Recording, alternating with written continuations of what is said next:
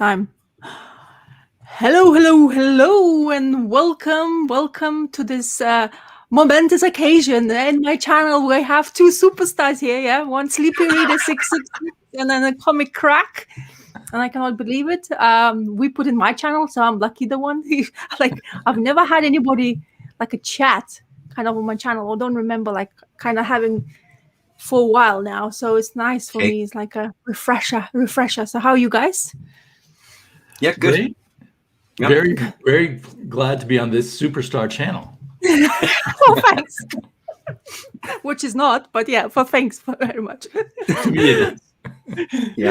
Yeah. So today we're gonna, like we always do with ComicKkrakK, we're doing Sunday chat, talk comics, talk things, I guess, whatever comes in our minds, and then we just blab out stuff, So you guys don't be whatever have on your mind, let's just blab it out and see what reactions we're gonna get from each other. So anyway, you guys watched WandaVision? It's episode 3.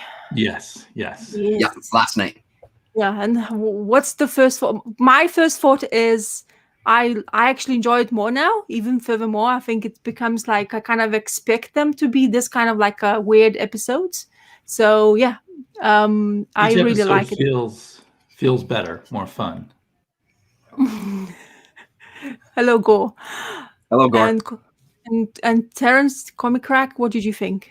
Loved it. Like we loved the first 2 episodes anyway. Like we were taken in right away. Mm-hmm. Excuse me, sorry, beer coming up on me. But last night's was incredible, and I mean, we were so excited by it that I did some looking just to see what their schedule is. I guess now their schedule is going to be every Friday. There's a new episode, so we can't wait for next Friday. Because I think it's a great show. I think they're taken. They've done really good. And again, like the thing that I always say about this stuff is I don't know a ton about Wanda and Vision. I don't know a ton about their stories from comics. So I sometimes feel that that's a kind of a good thing to some degree because I don't have any expectations built up. But I mean, Chaos and Comics has said it really well that it's a surprise to him that they've taken a chance like this because it isn't what you would expect, right? It is a little strange. It has its really weird moments, and I thought it was a fantastic episode. The ending was unbelievable, like just Wanda really like in the zone, right? She's not, without giving away too much. I just thought it was really, really solid. I think, for me, that singing part I was like, okay, this is weird, but I like that moment of weirdness they put in this episode. So yeah, I'm really pleased where we're going with. Hello, G. Yeah, I'm just thinking I'm loving it, and if it's successful, who knows what we'll see coming out of superhero-based storytelling. It could open up a window to all kinds of creativity. Because most people probably assume, well, we've got to do these kind of basic 3-act superhero stories every time. But this shows a whole different way to do it. Totally. And I mean, I think we were talking about it last week, like just really smart on their part to, everybody's in lockdown. It's been quite a year. We haven't seen a new Marvel movie for a full year. Like, I think it's really, really smart of them to be going this way and experimenting with this and giving it a shot and tying it into the movies and, just really, really great. Yeah, Gore's mentioning he hasn't been able to see it, so I guess we shouldn't give away too much. But yeah, for sure. Given your love of unusual movies, Gore, I think you will really like this show. It really has the feel of some, I don't want to say David Lynch, but it has a little bit of that and a little bit of, everyone's already said it before and I can't seem to think of it. It's very Philip K. Dick also, I suppose. Yeah.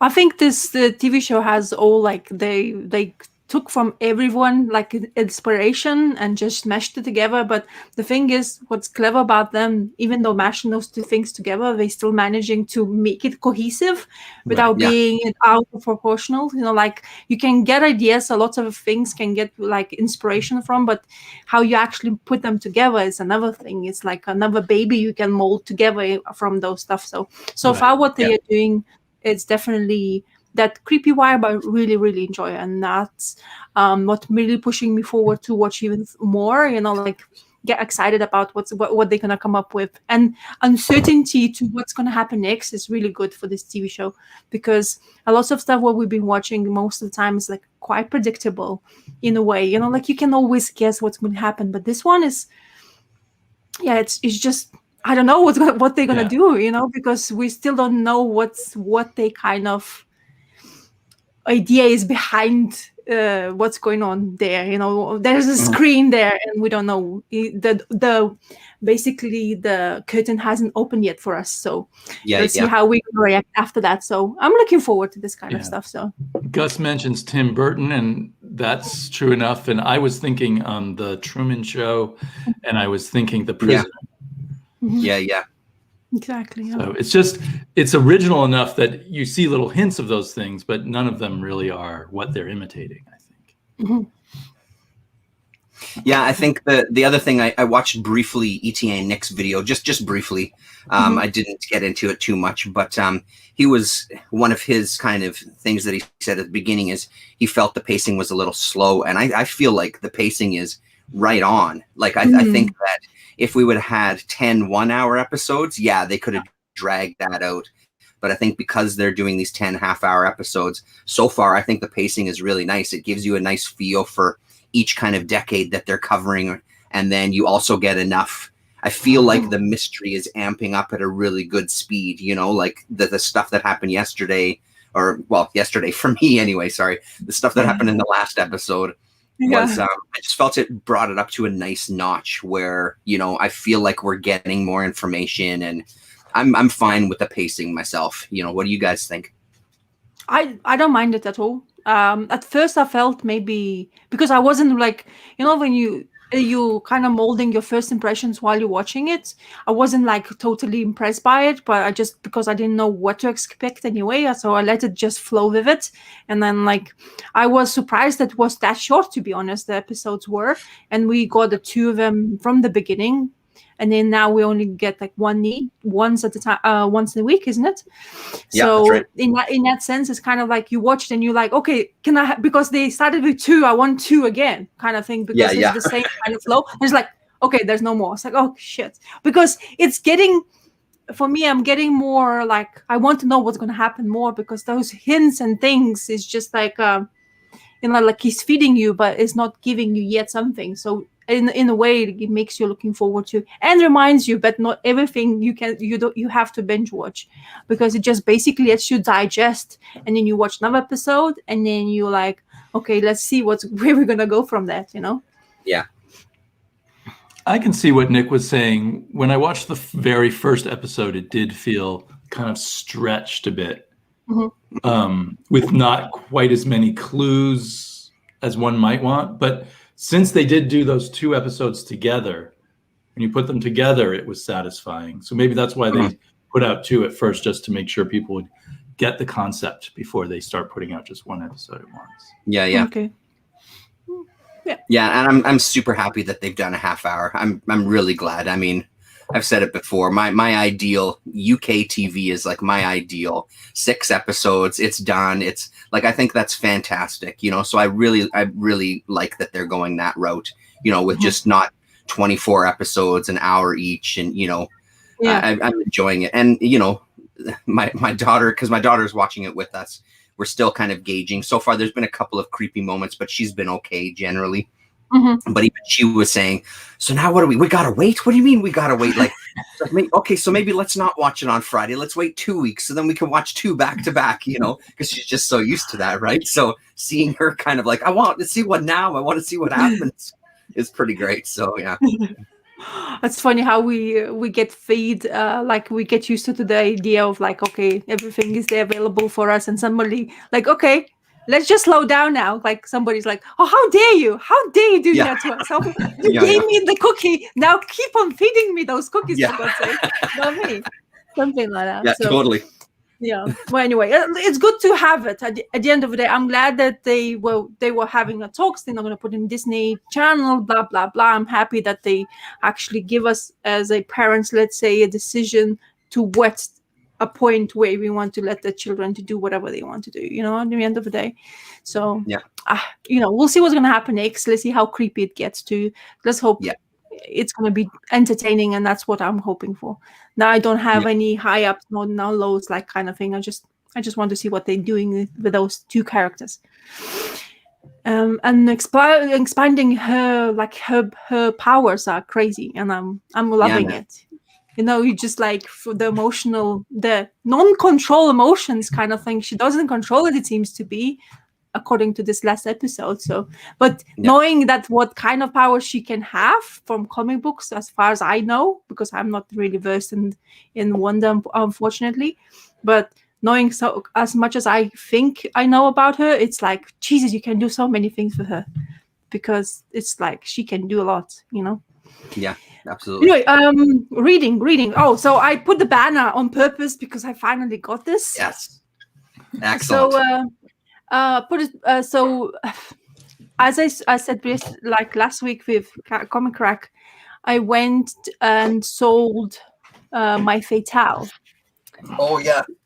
So I sold the Fatale and got actually quite good money. But I think I remember, as far as I remember, I paid less than 30 quid for the Fatale Deluxe Edition Volume 1, and I got back £87. Oof. So that was I think quite a good profit. So from that profit, I was like, oh, I'm gonna start, like my mind went crazy a little bit. Like we spoke with ComicKkrakK, it's like, oh, you get money now, what you want to spend on it, like because I was all about like comics, but that's the only comic book so far I bought from that money I got. Because I'm really looking forward to getting a Usagi Yojimbo reprint hardcover, which is coming out. And I'm waiting to keep that. Yeah, keeping that money aside, but I'm trying to, even though I didn't see it. Actually, I sold also a couple of Spider-Mans, which actually I was surprised how like key issues gave me more than I was expecting it to get. Oh, that's good. Yeah, because for example, I showed you the comic book 181, I think, Amazing Spider-Man, and I got it for like one sold £12 per issue. Oh, wow. So I think that's quite crazy. But anyway, in my mind, it's good for me. So like Eating A Nick says sometimes, you know, I want money for and I'm happy of receiving anything. So I'm not sorry for anything. So whoever got it, and they apparently they were really happy with my sending way of doing it. So I got good reviews. That's really good too. Anyway, talking about this book. So the elusive Western Pulp by Ed Brubaker and Sean Phillips. I actually surprised how much I enjoyed it. Yeah. It's not a happy-go-lucky story, unfortunately. If you could think that this would be showing that, Ed Brubaker showing his wit in the way of storytelling. So he eludes you by giving you this beautiful, like Sean Phillips art is actually really good in, I guess, really good theme in colors. It really represents those colors from the cover, so you're going to the same theme. And I don't want to make myself big screen.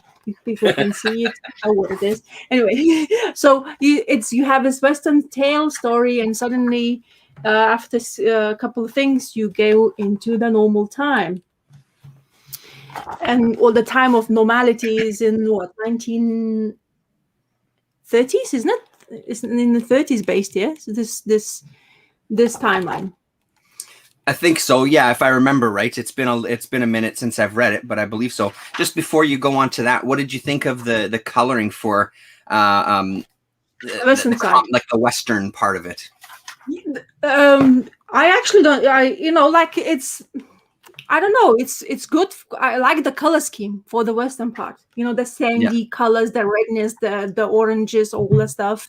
Yeah. And then you have your purples and stuff. So like a typical kind of like Western type of feel to it in my mind. But what I really enjoyed, to be honest, at first I wasn't really keen. But you know, like it looks like somebody really miscolored Crayola, like on their faces on purposely. And that sense really like kind of like, okay, did you want to like, sometimes I like it when it's not perfectly colored, like, you know, in your lines, and you like try to do something different, give you less like a different feel to the comic book. So yeah, it's, as I say, it's you like it's an interesting texture to it, right? Like it really feels digital, you know what I mean? It really feels like I don't dislike it. I mean, I understand, you know, wanting to separate it from the main story. It's just it's an interesting thing, like especially looking at it again the second time, because you're absolutely right. Like looking at that face that you pointed out there, it really does have kind of like a texture of a crayon, hey? Yeah, exactly. Now that you say that, I see it. Before I was seeing it as kind of faded pulp paper. Wow. Okay, cool. You know, because if I don't know if you guys have, you probably have seen some of the old pulps, you know, not comics, but old pulps. They are on even cheaper paper than comics, and they really fade and almost get crumbly. And so I thought he was going for kind of that crumbly, pulpy look. Interesting. Yeah, I don't know. It's for me because I mean, my first feel towards, because when I started reading it, I wasn't really sure where we're gonna go with the story. Like, so the first thing I saw is that like coloring is like, okay, that looks very Crayola like child's uneven motions in coloring things. But and then as I say, the story is really well, like I think the flowing was good for me. I enjoyed it, but you know, like I wasn't expecting this to be jumping, like you guys said it wasn't a Western, and it's, in a way it kind of is, it isn't, because you have a story of this guy, but the guy who the main character, which I'm blanking his name, of course, because this is my channel, and ComicKkrakK, we have the same thing. No names, please. Anyway, so we have the main character who was basically part of it, let's say this way. Without, should I spoil it? I guess at the end of the day, this been out for a while, isn't it? I think it's okay, especially since you've just given a warning. People could turn down the volume for a minute. Yeah. And so basically, this main character who we have is Max, that guy who he is the guy Max Winter. Oh, nice. Thank you very much, Damien. So Max Winter, he basically writing the story in the pulp magazines and this Western type story. He's trying to get his money to survive basically in that time, you know, like he's scraping by. And then we found out after a couple of things and situations where he's been at, that he actually been part of the story. So he's kind of like fiction and real storytelling in a way. So what I like is the way they established the character that Brubaker did. Art-wise, I enjoyed, as I said before. I like that they let him be like kind of a writer, and in a way he's writing his own history part of the storytelling. And it felt like Brubaker, you know, like if you have read things of this writer, you kind of have like similar sense to it. It's interesting that he went for like Nazi part, and you have Western part, and you have a pulp part, and you have like all kind of tidbits and meshed it together in the storyline, which I enjoyed. And art, honestly, I've seen better from Sean Phillips. I felt it's a bit more rushed to me, to be honest. And other things, like let's say that the same Fatale, which I sold, I actually looked before, you know, like make sure every single page was there before I sold it. And I was looking at the art, and I can see it took much longer time, kind of thing, to do this. And it seems to be in here is kind of like not rushed, maybe just trying to kind of produce it quicker, or just find something different in a way of how he's dealing with that stuff. But everything else, the feel, the motion parts of the characters and everything is feel just like what you expect from Sean Phillips to do, and also what Ed Brubaker has to say in the storyline. I didn't want him to end the way he ended, to be honest, but it's kind of the happy / ending. But it's kind of like suited the character, because if he was living in that era of Western, going as a gunslinger, and ending up like Gunslinger is kind of like he kind of accepted that like he basically chose to go this way because of his heart problems and stuff situation. So in that sense, I actually enjoyed it. It's like I thought like, oh, I want him to survive. I want him then just live in that queen's house with that Rosa female of like a companion of his, but it seems to be he still wanted to have a last say in the things, what happens, especially the justice for the supposed not friend, but a guy who basically was chasing him, a police guy. So in that sense is, very good storytelling. Maybe I'm mumbling a little bit here, but it's just I wasn't disappointed, and that's the whole part of it. You know, like I didn't know what to expect, but I didn't go with like, oh, I have high hopes before it. But as a overall one-off story, it's really good. It's very good to just take it from your bookshelf, have a read again, and then just get the feel of the character again, and maybe sense something different of it. But yeah. The scenes of the gunfight was really good, especially who died first, which is like, yes, go for it. Yeah. And I mean, you know, I was wrong about a happy ending. Yeah, I forgot. Gore was saying a Brubaker happy ending. It's not totally a happy ending. I edited the redemption ending there for sure, though. There's redemption. Yeah, it's been many months since I read it. You were holding up some pages there, Damien. What were you gonna say there? No, I was just showing more art while I wasn't talking. Yeah. And go. Yeah, I mean, and I think like we've said before, out of the bunch of books that they've done recently, this is my favorite out of the ones I've read. Again, I'm missing just the one, but I just really liked this story. I thought it was really good. And I mean, you know, those kind of downer noirish endings that kind of Brubaker may be kind of almost known for. I think that it's still there a little bit, but I think it's nice to have a little bit of that redemption for this character to some degree, right? Considering what his past is and everything, you know. So yeah. It's going out in a blaze of glory, which is kind of your Western pulp ending anyway. And it works on a lot of levels, which is, I think, one reason why it makes it one of their best works. There's so many layers to it, and it kind of speaks at least to the modern liberal fears about fascism rising up again, because it's all about, you know, that is one of its major subplots too. Exactly. So overall, I wasn't disappointed after purchasing it. I actually even asked my comic book guy get me the Reckless.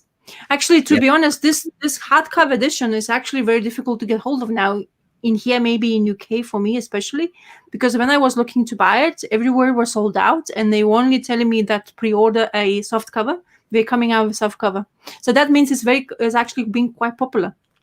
This one especially. Yeah, so I was like thinking, I said to my husband, I sold one, I bought another one just to feel better. Kind of thing, you know, like I wanted to explore because I do enjoy Brubaker anyway. So now I hopefully want to get at the end of this month, maybe next week. I'm gonna get my pull list, so hopefully he'll have the Reckless for me as well. So I'm looking forward to read that. Just have completely different part of the story, because apparently that one can be combination 3 stories, isn't it? The Reckless, it's the beginning of it. So no, actually, I even enjoy the format. It's mine, like you were saying to me about your Reckless edition. It was really hard to open. Like we're talking about now the edition thingy, but mine opens really well. It's very supple. I was expecting that crackle, like you were saying to me, like when you were saying you opened your stuff, T. So when I open mine, it goes flat and it's really nice. So I think it was only the Reckless edition. Like the other hardcovers that I've gotten from them, they're all fine. It just feels like something was different about the Reckless edition. I don't know what. Maybe something changed, or I don't really know what. But the other ones were fine for me too. It was just that one story. And I had the same problem with Reckless. I was like struggling to hold it open as I was reading it. It wanted to snap shut almost. Yeah, it becomes frustrating. Hey, it's really that experience. It's funny how that can really affect the read, because there was a couple points where I was just like, I just wanted to lay it out and really, you know, make it stay flat, right? And it really just affects the reading when you're going through it. Yeah, the thing is, it also those kind of like you want that easy flow of your reading motion as well with your comic book. So kind of or your book you're reading. So it actually does distract you from it. You know, you don't want to get distracted from anything else. You kind of like for myself, I like to be in my, let's say, reading chair, which is not true, somewhere quiet kind of thing. For me, that's how I read. I like to tend to be having my own like little bubble I create kind of thing. So if I have to fight with the book as well, like I lose my attention span and just leave it alone. So that's the thing with the stuff. So I'm kind of become picky in that sense.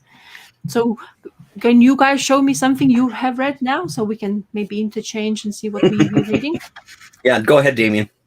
Okay, well, I'm going to start with the thing that made me happiest this week. Oh, nice. Which is Sergio's Mad. Oh, what did I do?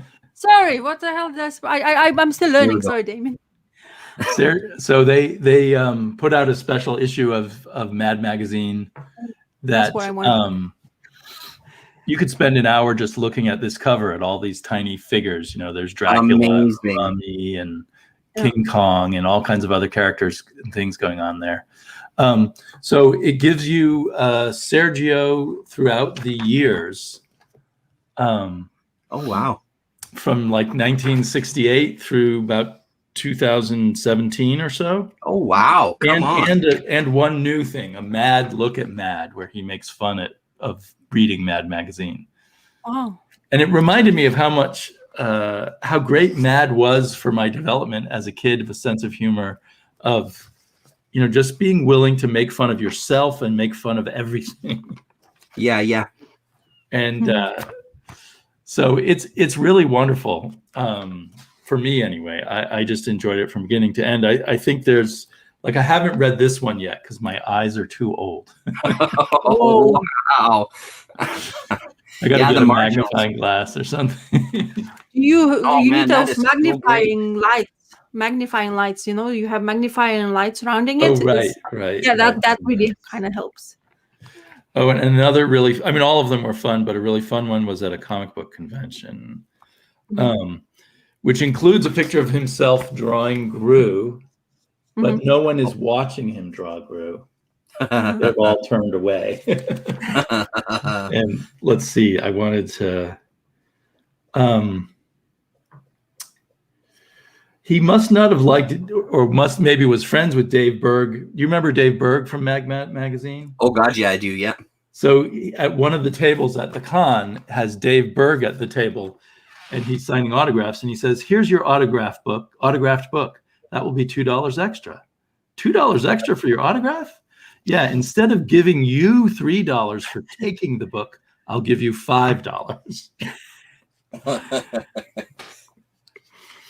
There were some other good Comic-Con ones I want.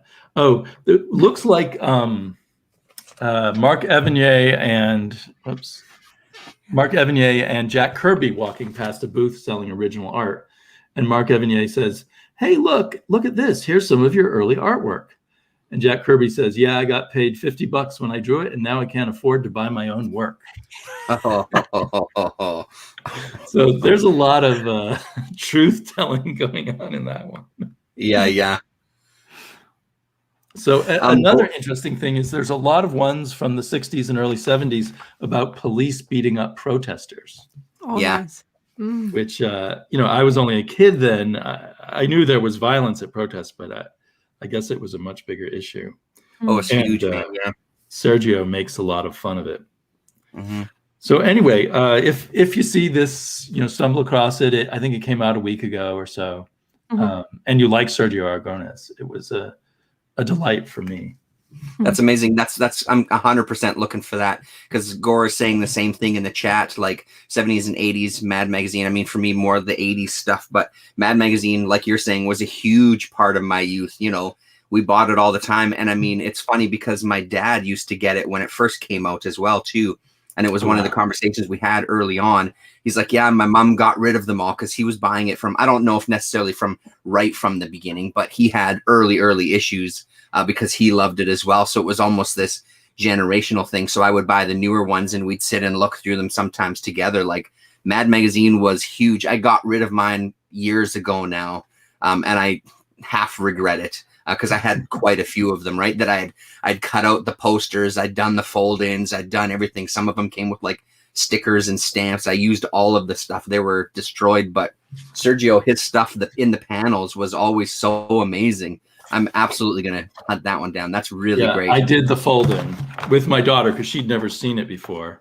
Yeah, you did it. Oh, amazing. I love it. The fold-in's the only one not drawn by Sergio, but it's a picture of him. Oh, okay. Super cool. Oh man, that's so great. Wow. Yeah. So I've loved Sergio more and more as time goes by, and so I was really glad. What were you going to say, Raza? I was thinking that Mad Magazine is not coming out anymore. Are they doing like, because the character itself, didn't they finish with it sometime? Or maybe I'm mistaken, but because I actually thought that they completely finishing with Mad. Well, sadly, DC bought Mad. Oh. And they I think they fired the entire editorial staff and tried to start over. Whoa. And then that didn't do so well. So now I think it's 90% reprints. Okay. But it's still coming out. Oh, okay. Well, but I don't know how often. Yeah. Okay, so the one I thought I was thinking, because they were having that character, the main character, which I don't know. Alfred E. Newman. Yeah, exactly. So they were showing this, and there's no more. Like, that's the only thing I remember somewhere was advertised. Because I remember speaking to my husband, because my husband is a big fan of Mad Magazine. He's the one who's like, if you get anything, you like, just get me that. I was like, I never do because I don't remember about it. It's like, oops, kind of thing. But now maybe I should show him this in the picture and see how much he actually enjoys that, because I know he always liked a Mad Magazine and that, so it would be kind of maybe a treat for him. So, because I keep on trying to get my husband involved, kind of thing, like getting to read him again, those comic books. It's not really doing a really good job. Wow, Howler Mouse. Tim, hello. How are you doing? Got some Mad Magazines framed. That's amazing. Oh. Clockwork Orange parody and Planet of the Apes parody. That's awesome. Yeah, nice. I think Damien, magazine may have stirred something in all of us here. I think all of us are going to be going out and hunting down some Mad Magazines now. So they're going to be sold out now. I think you can get like the 70s and 80s ones pretty cheap, once stores are open and you can go browsing in them. Yeah. Okay. Yeah, our flea markets are back open now. This was the opening weekend for flea markets and stuff, the two that are in town here. I didn't go the opening because apparently it was crazy out there, all the stores, because we had a bunch of stores open again, and it was kind of mental lineups and things like that. So eventually I'll go, because I see the old Mads in the bins there every once in a while. For, like you said, nothing expensive whatsoever. They're all fairly cheap. Mm-hmm. You guys living in the good times, because in UK we even talking about being in lockdown until September. Just a rumor, but people are going mad in here, like going absolutely wild, and we have this new advertisement to basically scare people. But anyway, good times with years, like it's just crazy. So ComicKkrakK, what you have read? Show us. Like a lot, honestly. I don't even know. Pick one. It's stuff like this. Seriously, I mean, it's been so great. This 500 comics goal, I think, is fantastic. I don't usually participate in these, and it's really stepped up my reading. I mean, I go through waves of reading a ton and then not reading a lot, but this has really been a wave. I guess the one thing that I'll show here is I finally got a copy of the first comic that Pacific Comics released, called One, kind of magazine size. And I mean, the stories themselves were, they weren't that great. But the one thing that I was surprised at was how kind of underground feeling they were, especially for like 1977. This first story about the character One, it's basically the brains of 12 humans put into the body of one person, and it has kind of this I don't know, man, it has this kind of hippie-ish vibe to all of the comics in here, but especially this one. So I mean, but like I said, it was just okay, but the art on some of them were pretty fantastic. The second story, I thought the art, and I think this is oh man, I can't read the signature, and I'm blanking on the name there. Oh God, it's really hard to. Yeah, I'm completely drawing a blank. It'll come to me. But I thought the art was really great in the second story, especially. But again, it's just surprising how kind of in touch with the undergrounds some of this feels. And it's just cool to have like as kind of an artifact to some degree, right? It was part of, I got a few comics, some underground comics from a seller on eBay, and they had a pretty great rate for shipping, and it was just the more you add, I could add up to a certain amount and the shipping wasn't going to change. So I ended up buying quite a few things from this person. And this one is just so great because I don't see it around at all. Adam and John DaCosta and I have talked about it in the past, especially Pacific and Eclipse being so kind of closely tied, Eclipse taking over a bunch of the Pacific titles. So it's great to have kind of the first thing that they were doing, you know, and it's not really talked about as much on the internet because I was looking for some more information on it, and there wasn't a ton of information on it out there. And even on, you know, Wikipedia being such a great source for information, they talk about the first Pacific comic published in like the early 80s. So they don't even make mention of this one whatsoever. So yeah, 1977. So I'm glad that I have it. It was a fun enough read. I wouldn't say you need to rush out and get it unless you're kind of trying to complete your Pacific Comics collection, which is basically me and Adam, I think, you know what I mean? So if you see it for dirt cheap, go for it. But otherwise, I wouldn't say rush out and get it. It was fun enough. Yeah. Cool. Did it say who wrote it? Let's see on the inside here. So Stephen and Garris. I'm looking for their first names here. So cover painting, Philip Garris, Lord Stephen and Nathan Kingsbury for the one story, Lionel Sanders and Lana Evans for the second story, and then William R. Lund and David Weiss for the final story. All unfamiliar names. Yeah. Yeah, exactly. Doesn't mean anything to me.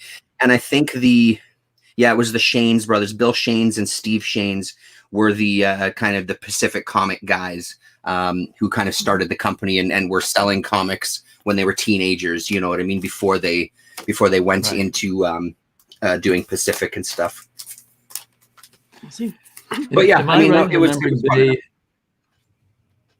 Am I right in remembering Pacific entered the world of color comics with Jack Kirby's Captain Victory, or is that someone else? That's right. Yeah, Pacific did Captain Victory, and I think I can't remember if it was them that did Silver Streak or if it was Eclipse that did Silver Streak. I'm mixing up the two companies. Probably them, but I can't remember for sure. Yeah.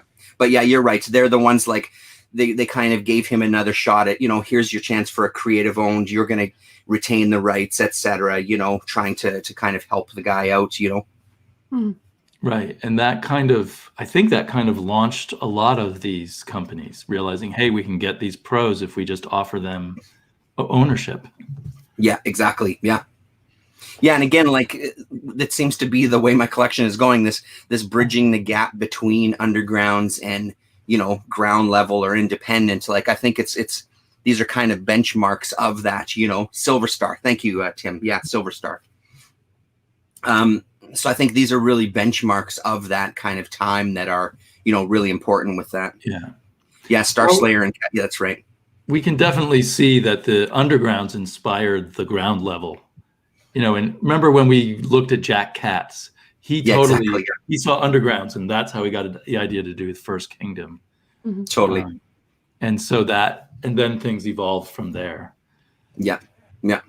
And I've noticed a lot of, you know, I've picked up here and there old sort of semi-professional stuff from the early 70s, and they look sort of like overground comics, but then they'll have, you know, TNA and stuff.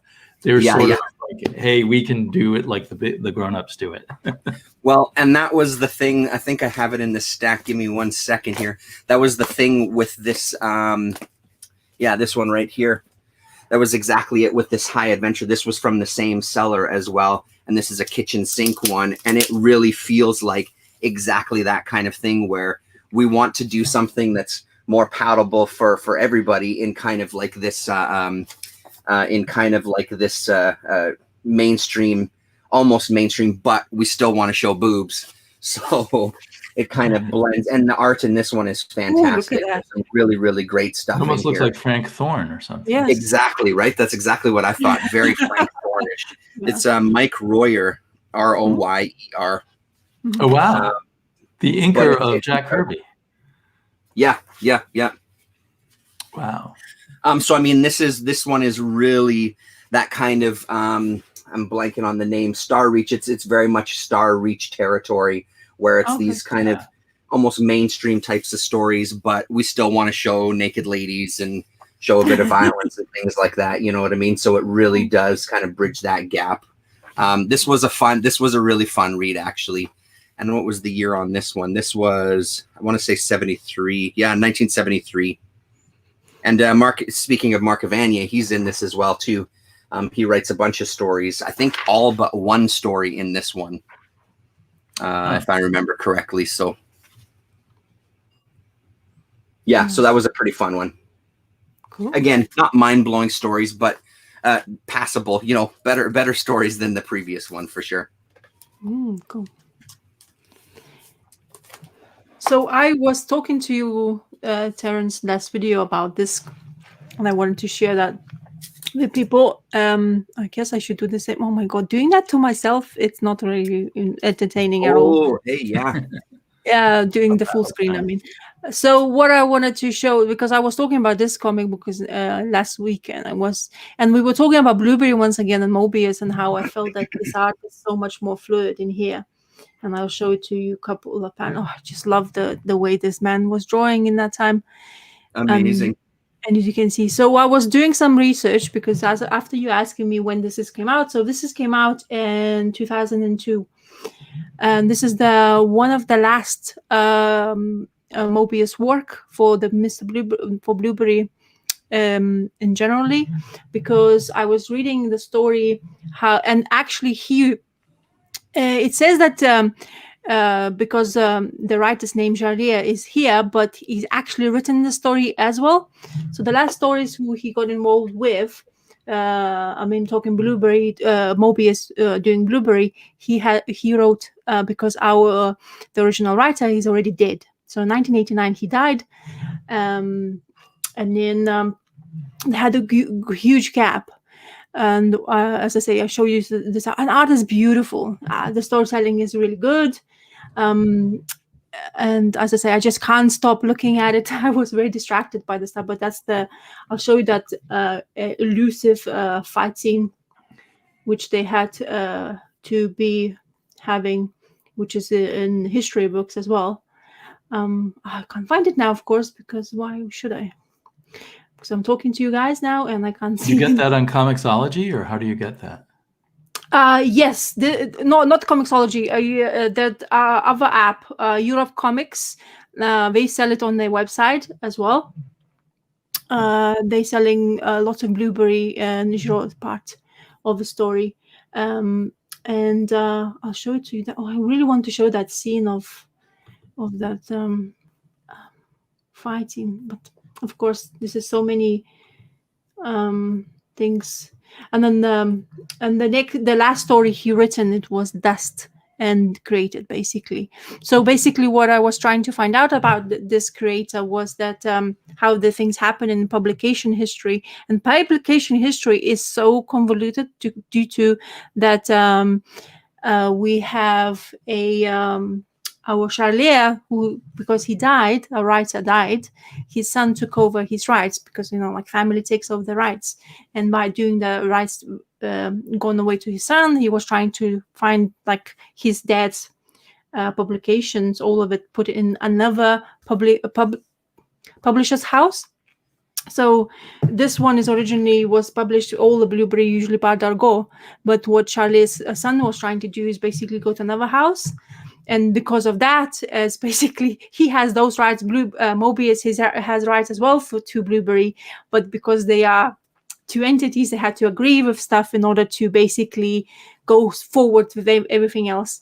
The son was trying to do that, behind apparently Mobius, or Mobius was trying to do something behind the sun, and all that kind of like miscommunication after dad's death, what became so complicated to publishing it.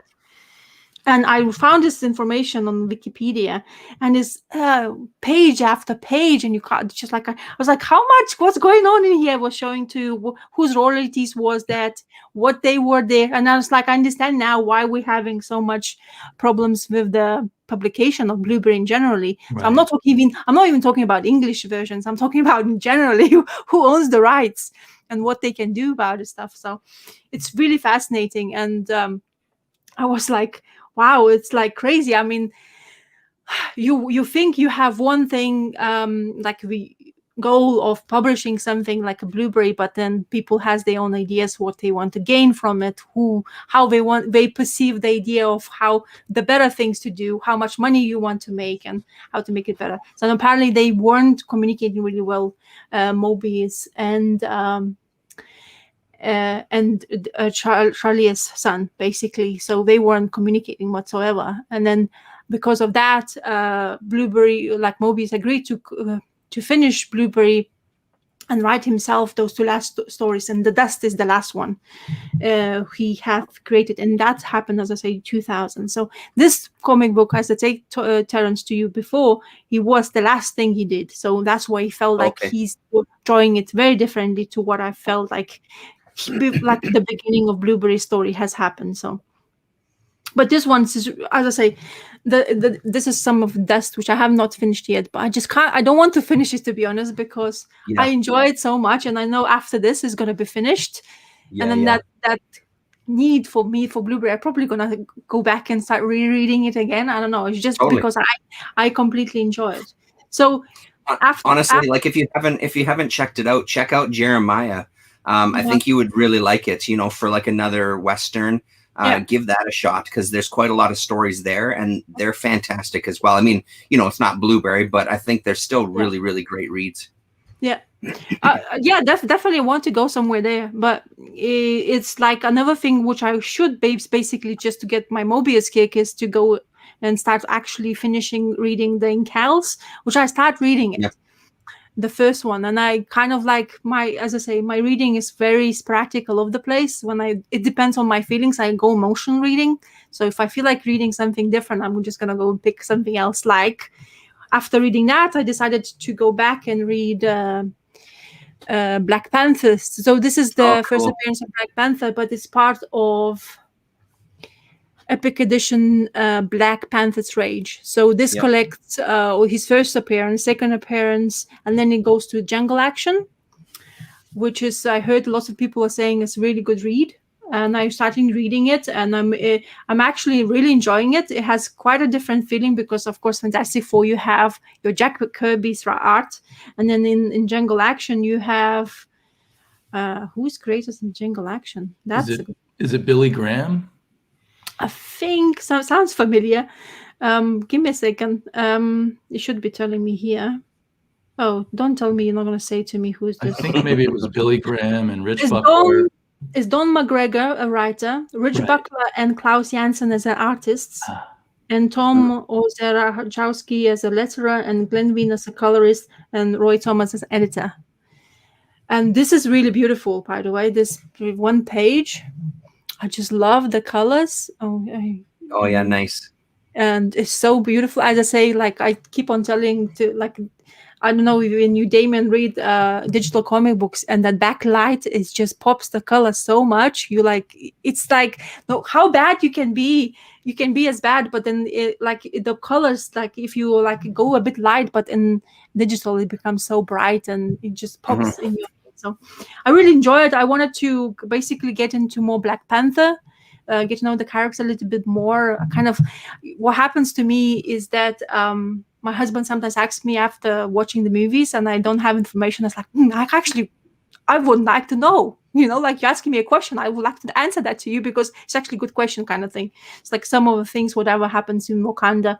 And this is like a story of basically quite turmoil where T'Challa is basically was away because after it seems to be being part of like a couple of issues of Fantastic Four, he joined Avengers, or not Avengers, but I don't know which part of the team he was, but he was in the world of the superheroes. And then here in Jungle Action, we have a story where he's coming back home, and the people like looking, why you left that behind us, you went to seek for outer world pleasures and you forgot about us people here in Wakanda.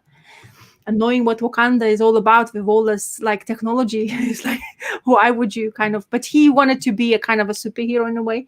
So, wanted to explore that sense of it. And he brings out a female from America into Wakanda, and everybody's like, how dare you bring this an outsider? Yeah, exactly, an outsider into this world. Why would you? How dare you do so? And they look, and then they have this. I don't know if is this character. I guess I should do the screen thingy. So this character here who's been attacked by the snake, and his name is Venom. So. Mm-hmm. So I was like, okay, this is Venom. First appearance. Yeah, well, kind of, yeah, it was actually, but his name is with a double N at the end, so it's not real Venom, like Spider-Man's Venom. So that'll give me a bit of a giggle in a sense. And then, of course, you have a Killmonger, who and the strength of Killmonger is still a bad guy in here, is fighting the T'Challa, and then you see the same kind of almost the same scene of the waterfall when you see in the movies. Another thing which is kind of fascinating in this comic book, which I never seen in the comic book per se, Marvel comic book, is this the maps of Central Wakanda show you everything, and also even show you the locations and stuff where things happens. And it says at the back, note, our letter column, Jungle Action, follows next page, but then it says, oh, this is for those who wonder just where the cataclysmic events is happening. And then they show you the whole map. They took the time to do that as well. So amazing. And that's totally RPG territory, role-playing game territory. Exactly, that's fantastic. And then this is actually a really good story. It's called Baron Macabre is going to be here. So this entity who's fighting, T'Challa is fighting, and it's really good. It has plenty of actions, and art is really entertaining, easy, well-flowing stuff as well, which I thoroughly enjoyed it. And I was looking at how the public, because you have those epic editions, but when you don't look for it and you don't find out, apparently we in England, we have this different hardcovers editions, but they have exactly the same story inside.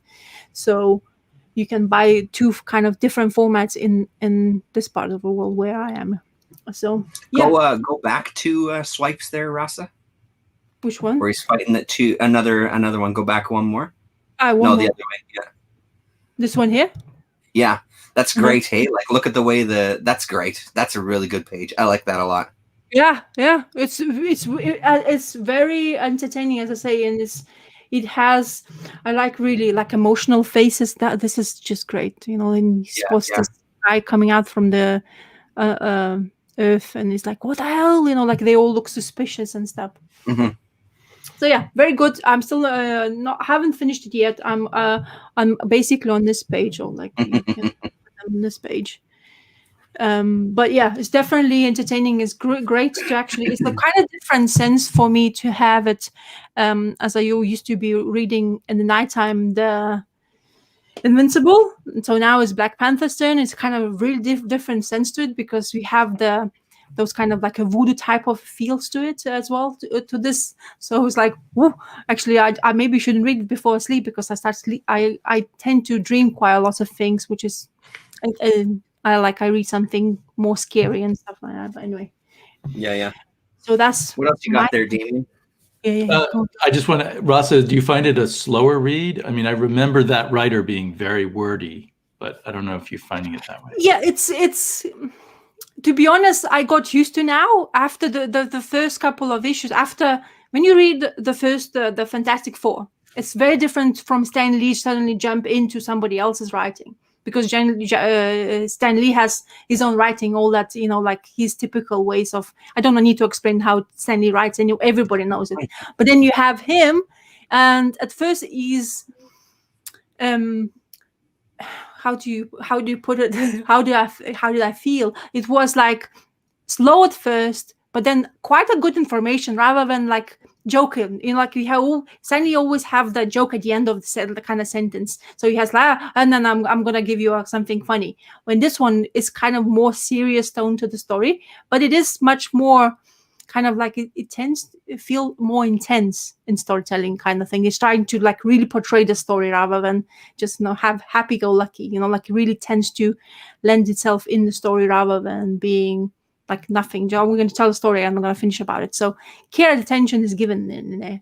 So it does take more time to get used to the writing as well.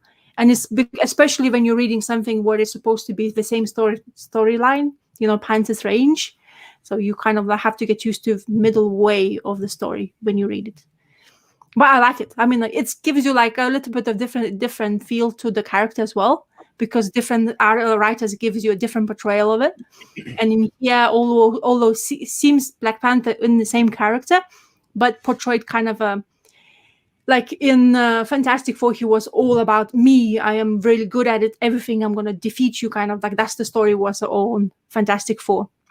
I think Fantastic Four 53 was basically T'Challa getting Fantastic Four come into Wakanda and they become like a prey to him to prove himself who he is, like he's better than them kind of thing. And then other things happened. Then the Claw came out, and I didn't realize, to be honest, because I was reading the story out loud to my son before sleep, and I tried to make voices, like different voices, and I really bad at it, and my son was actually laughing. I was like, oh my god, okay, I'm gonna stop, because even he realized that I'm not really good at voices, because I decided because in the movie, in Black Panther's movie, the Claw supposedly had a South African accent. I'm married to South African, and he said he doesn't have South African accent as much as he tried to do so, but he did not. Yeah, and then I was like, oh, let me try. And I'm like, no, I'm not going to do this. This is going to just distract my son. He needs to go to sleep. I'm distracting myself more as well. So I stopped in that sense. So it was hilarious, to be honest. It's like the way he was looking at me. He's like, what are you doing? Just read kind of thing. Was he was he into the story when you're reading it to him? Did he enjoy it? Well, the thing is, what I noticed with my son, especially if it's like if I do intonations, like I try to like exciting scenes and stuff, especially I was reading one Usagi Yojimbo, and he really enjoyed it because maybe I was enjoying it myself that much, and he was like alert. I was like, oh shit, this is not a good story to read. So I started reading something different, and I was reading like Fantastic Four. He was more mellow. It's like, because as I say, when I put voices, like I started making voices, he was like laughing. I was like, oh no, so I'm just gonna slow down a little bit and just read slower. And he was okay. It actually works, to be honest. I was stopped reading to him because I was trying to find different ways to make him sleep, kind of thing, for a nap. But reading seems to be a really good thing to do, because it's just great. Like it calms him down. It seems to be so, which is what we need when you have an almost 3-year-old who's bouncing off the walls basically most of the time. So yeah. Well, just think now, 70s Black Panther is part of his subconscious. Yeah, well, that's what I'm trying to do. I was like saying to Roger, was doing live video, and I was talking to him over there, and I was saying to him, like, he's asking me what I'm reading to the son. I'm reading everything. I read everything as much as I can to him. So all different stuff. So Usagi Yojimbo is one of my favorite things to read, because I like it as well. But also I reading like Marvel, DC, like, let's say this way, indies, whatever I even sometimes read like those, the Money Shot. I was reading it to him. I was like, why not? You know what? I kind of wanted to read it, and I read it. So I don't know what's going to come out of that, but he's a boy. He'll do the more filthy stuff, and whatever I'm going to read to him. So that's nothing going to be bad, hopefully. In future, they can pinpoint this video and go, here's where it all went wrong. Dr. Wortham was right. Yeah, exactly. So, Damien, what you have for us? Well, Well, another one of my favorites, and it kind of made me think of you guys, was Rain yeah. Like Hammers, a brand new book from Brendan Graham. Did you get this, Terrence? I didn't. I saw it on, I think it was Jared Osborne's channel. I think he showed it off. I had no idea that it came out. I just don't keep track enough. Me too. Well, to me, it feels very Mobius influenced, which is, I guess, I associate that with you guys. And it's very, what's the word? It's very sedate. It's a slow moving kind of story, meditative, about this guy who's kind of in a new city and has a new job and no friends, but he lives in the future where the cities are kind of these self-contained giant malls, basically, that walk around a kind of desolate world. Wow. And there does develop kind of a plot about a city that has needs rescuing by the other cities towards the end of the story, but mostly it's kind of a mood piece. And it's and I like a lot, just lots of the little details, like this color stuff is either music from another city or music from another planet. I'm not sure which. I think it's from another planet that he likes to listen to every night before he goes to bed, that sort of thing. And we get little glimpses of the TV shows he eats and the food, TV show he watches and the foods he eats. So I really liked it. And I had this feeling of like, here's something new in comics. And I'm probably wrong because I thought it was like Brendan Graham doing his own thing, but influenced by Mobius and Dr. Seuss and Van Bode, maybe, or however you say that, underground. Yeah, Von Bode. Yeah. Von Bode and maybe some other underground cartoonists. But at the back, he has a comic process section where he talks about the manga that influenced him. Yeah. So there's a kind of, I can't even pronounce it, Ayashike, I don't know, kind of manga that is Japanese for healing. And it's a kind of manga where, let's see, it's all kind of tactile life moments that are usually seen between the events that advance the plot in most comics. Its chapters focus on things like getting caught in a rainstorm and running home to take a hot bath, or the main character walking his dog and finds some lost lipstick and decides to leave it on a bench. So that sounds very appealing in a way. That's very interesting. Yeah. I mean, you wouldn't read it all the time, but clearly, even just from the little sample of the art he shows of what inspired him, it's not at all like his art. So even though that's a big inspiration on him, I still feel like he's kind of come up with his own new thing of, a visually crazy, far future kind of world, but then do it with a focus on the mundane of life at that time and the small bits of loneliness. That's very interesting. Is it a one shot or is this a continuing thing he's going to be doing? I thought it would be a one shot, but it says there's going to be more. Wow. You don't really need more. I mean, because you just get the mood of it. I don't feel like, a year from now, I'll remember the plot. I'll just remember the feeling. And it's, it's a $5 comic, but it's over 60 pages of pure content. Oh, wow. Oh, that's cool. So, and I think I like it better than if I would have it in a paperback because of, you can open it. Yeah, exactly. Yeah. So I just really enjoy this, and I keep looking over it more, and I'm sure I'll reread it again. It's almost like listening to a record more than reading a comic in some way. Interesting. Is it Image published or somebody else? It is Image. Yeah. Okay. Cool.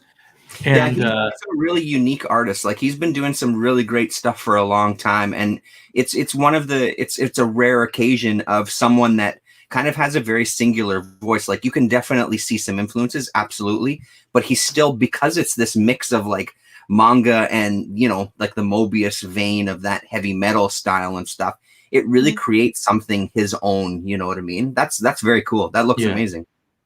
Yeah, and he's not at all afraid. He's very daring. He's not afraid to be boring or just explore his own very personal quirks.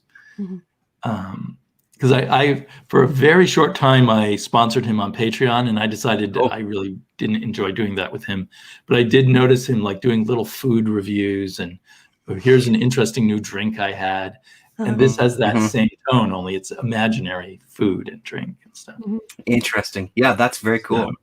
Okay. And it's going to make me, I have quite a bit of Brandon Graham. It's going to make me go back and reread some of that because I realized it's just, he's such an interesting creator. And it's kind of exciting when you get a comic that's just not like any others. Yeah, I mean, his Prophet series, like, I have them all, and then Prophet Earth War as well, but it's just, I never finished reading it, but I read a good chunk of it, and I was really, really digging it, even though I don't know anything about the Image character before that, but I was really liking where he was going. And I mean, you know, when he was doing it wasn't called 8 House, was it? What was it? That kind of anthology was one called 8 House. And Mirror, but Mirror wasn't him though, was it? That was, I think it came out of that whole thing that he was putting together. Yeah, he had like an imprint for a while at Image to bring in all his sort of weirdo friends into Image Comics. Yeah, and like sadly, Simon Roy and people like didn't that. Sell well enough. But. Yeah. Oh yeah, that's right. Island is the one it was. That's right. Of course, absolutely. Island, that's right. Yes. That's cool. What else do you have in that pile beside you there? Okay, well, kind of along I the see same vein. Berserk. I think you did. Oh, I can talk about. I think you got this one right. I sure did. Crimson Flower by Matt Lesninsky, and it's funny I mentioned Matt Lesninsky first, and Matt Kint, and the actually really excellent colors by Bill Crabtree.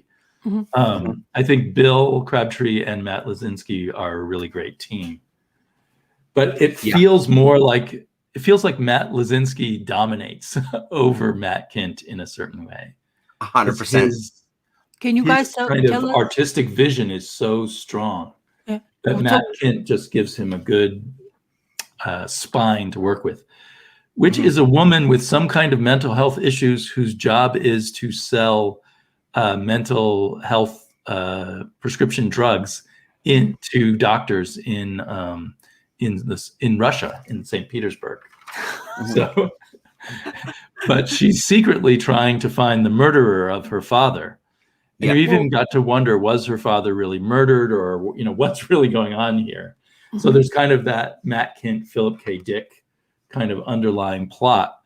But the Matt Lesninsky, I can never pronounce his name, his art just brings out that craziness, that world of just wild bizarreness.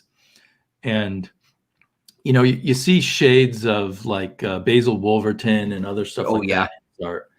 But I think he's pretty much, I don't even know if he knows Basil Wolverton that well. I think he's just because I've known Matt for a while, actually, a little bit through my channel. He used to watch my videos quite a bit, and we met at a con. I think he's just kind of one of those people who sits in a room and draws, and his style just keeps evolving as he explores what he wants to do. Well, and that's what I was going to say. The first time I heard of him was through you, Damien, and then I started following him on Twitter. And I've always been fascinated by his art. I started watching that video. I think you linked it as well too. I didn't make it through the whole thing yet, but just listening to him talk about getting into comics and how he's very new to it, and his art over the years and drawing for his friends and stuff, like it's an incredible style. Like seeing him do these doing these drawings of kind of superheroes and stuff. It's incredible. His lanky kind of I don't even know what, like it's just striking. And I would absolutely agree with you. Like he overshadows Kint as well. And I mean, I would point to like this panel here is the one that I showed to even my wife. Like that is an exceptional panel. The way that figure takes up that entire space and amazing. It's just really moving all over the place. It's amazing. And her in the background, and he's a hell of an artist, man. He's a hell of an artist. Yeah. I think he's going to be one of those love him or hate him artists. There's going to be some people who are like, what's this comic? It's so strange and creepy. So hopefully he finds a real audience now that he did get nominated for an Eisner with his first sort of standalone graphic novel, The Freak, which had a different art style than this. So he's evolved since The Freak. Oh, okay. Do you happen you have the Freak then? Obviously, I have the Freak. It's what's the name of that? It's done by a small but sort of steady art house publishing. Yeah, I don't remember. It's not Ad House, is it? It was Ad House. Ad House. I think it's Ad House. Yeah, so that first one was published by Ad House, and before that, he self-published comics. And so I'm really curious. Will the style evolve even further? But that's beyond this. And so after Crimson Flower, he has another graphic novel that he wrote himself, coming out from Dark Horse, I think, in about 4 months. Wow. There's more Matt Lesninsky to come. So I hope people, because I've been reading him a long time, so I've gotten used to his artwork. I hope people finding this for the first time can digest it and take it for what it is instead of for what they might have hoped to get from Matt Kindt comic. I didn't ask for this comic book because I'm really out of the loop what come out every single time. So when I see you guys talk about stuff, I'm like, oh, maybe I should, sounds interesting, especially the art actually, because of you, like the same Terrence was saying, I found out about that art from you, Damien, as well, because of you putting that on Twitter. But does it have the feel of Matt Kindt at all? Because as I'm familiar with Matt Kindt's writing. I've read quite a few things of him. So does it have this feel of what is it? Do they share the writing duties? What's happening with this team? Do you guys know anything? Matt Kindt is purely the writer, at least as listed. Okay. So I think underneath, it's just you're feeling as a reader, you're just getting so much Matt Lesninsky's vision. But I think underneath it is a Matt Kindt style plot where there's probably layers of conspiracy and illusion and delusion going on here. Okay. But it's amped up in a Matt Lesninsky way with kind of, the crazy cartoony nightmare visions that Matt summons. I'm thinking I should maybe as well get it, but now I am waiting because there's this comic book everybody quite talk about now. It's Haha. Yes. Well, Haha. Anyway, so everybody, because I missed out on Ice Cream Man, and I read a couple of them randomly because I just whatever I find it. But of course, I didn't even do it. I can't find it in paper format because they're all overpriced now. But anyway, so because of that, I was thinking maybe he has this because isn't it the same creator doing the Haha, or who is it doing? The same writer as Ice Cream Man. Yeah, that's the thing. And with a different artist on each issue. Yeah. Okay. And it's a 6-issue mini, and this is a 4-issue mini. So it'll be out in trade very soon. Oh, okay. I mean, I know I'm getting Haha because I saw Terrence's cover of Haha, but of course I'm not going to get that one. It's a bit too much for me. Don't look at it too hard. I don't want you to the value to go down. Too many eyeballs on something. Yeah. Yeah, that's right. Here's the regular eyeball imprint on this one. Yeah, that's the Damien. That's what hopefully I'm gonna get as well because I'm not interested in that orange face, unfortunately. But anyway, so I'm looking forward to read something like that because I kind of once feel like and whatever I heard you guys saying, entertaining craziness, the kind of thing. So I'm getting that. So I'm gonna have a feel see if actually even has it because sometimes my comic guy sells out on number ones quite quickly. And I asked for this one, and he said, "Oh yeah, I have for you once." Oh, thank God, because there was 2 weeks or something later. So sometimes he just, especially those image number ones, it seems to be. He said a lot of people are trying them out all the time, so he sells them out. He doesn't order too many now because of whatever happens, and his stores not open because of the lockdown and stuff like that. So I always hesitate asking it, but. Comics maybe you'll disagree with me, Terrence, but I feel like comics like this. Are they're the new children of the underground comics. Yeah. Underground with a little bit of the mainstream storytelling thrown in. Yeah. But really delving deep into weird territory and disturbing stuff and individual visions. And I feel guilty that I'm less into what the more marginal comics, that I can't get at my regular stores. Yeah. But these feel more satisfying to me for my underground art comics itch than Totally. Yeah. And I mean, I think that that's the greatest thing about what's happening now. Because I mean, again, like I didn't know about this book either until I saw it on Matt's Twitter the day before. I think he talked about it coming out tomorrow, and I emailed my shop right away just to say, hey, could you put this in my pull box and just add it to my pull list as well? Because I didn't want to miss on it.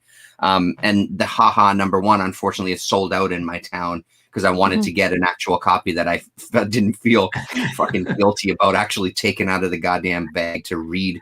Because I'm the same. I'm with you, Larasa. Like I feel like I really missed the boat on Ice Cream Man. I'm gonna get it, the collected and stuff like that. I'm definitely gonna buy it, but it just feels like there is some weird stuff happening with some of the independent stuff, and I think it's these chances that they're taking and these artists who are doing stuff that's a little even more outside. I mean, I'm very curious to see how this goes over with the average reader, because for me reading it, you could have put any writer in there. I was focused on the art. Like I feel like the art really, it didn't detract from it. That's not the right word, but it definitely, I was more focused on it than I was. Like the story was great. There's nothing wrong with it whatsoever. But I really feel like the art really stood head and shoulders above it for this first issue. We'll see how it develops, obviously. But it's great to see that there's these kind of weirdo artists getting a little more attention for things that they're doing, right? Like, I don't know the history of the artist for this haha or anything, but again, it feels like a very unique voice to me. And it's always exciting for me to find names that I'm previously unfamiliar with. That's always such a great part of, you know, comics and art in general, right? So the only thing is that Ice Cream Man is, because I don't know why, but I'm waiting for hardcover because I think that would be really great, because that's like weird suspense kind of storytelling.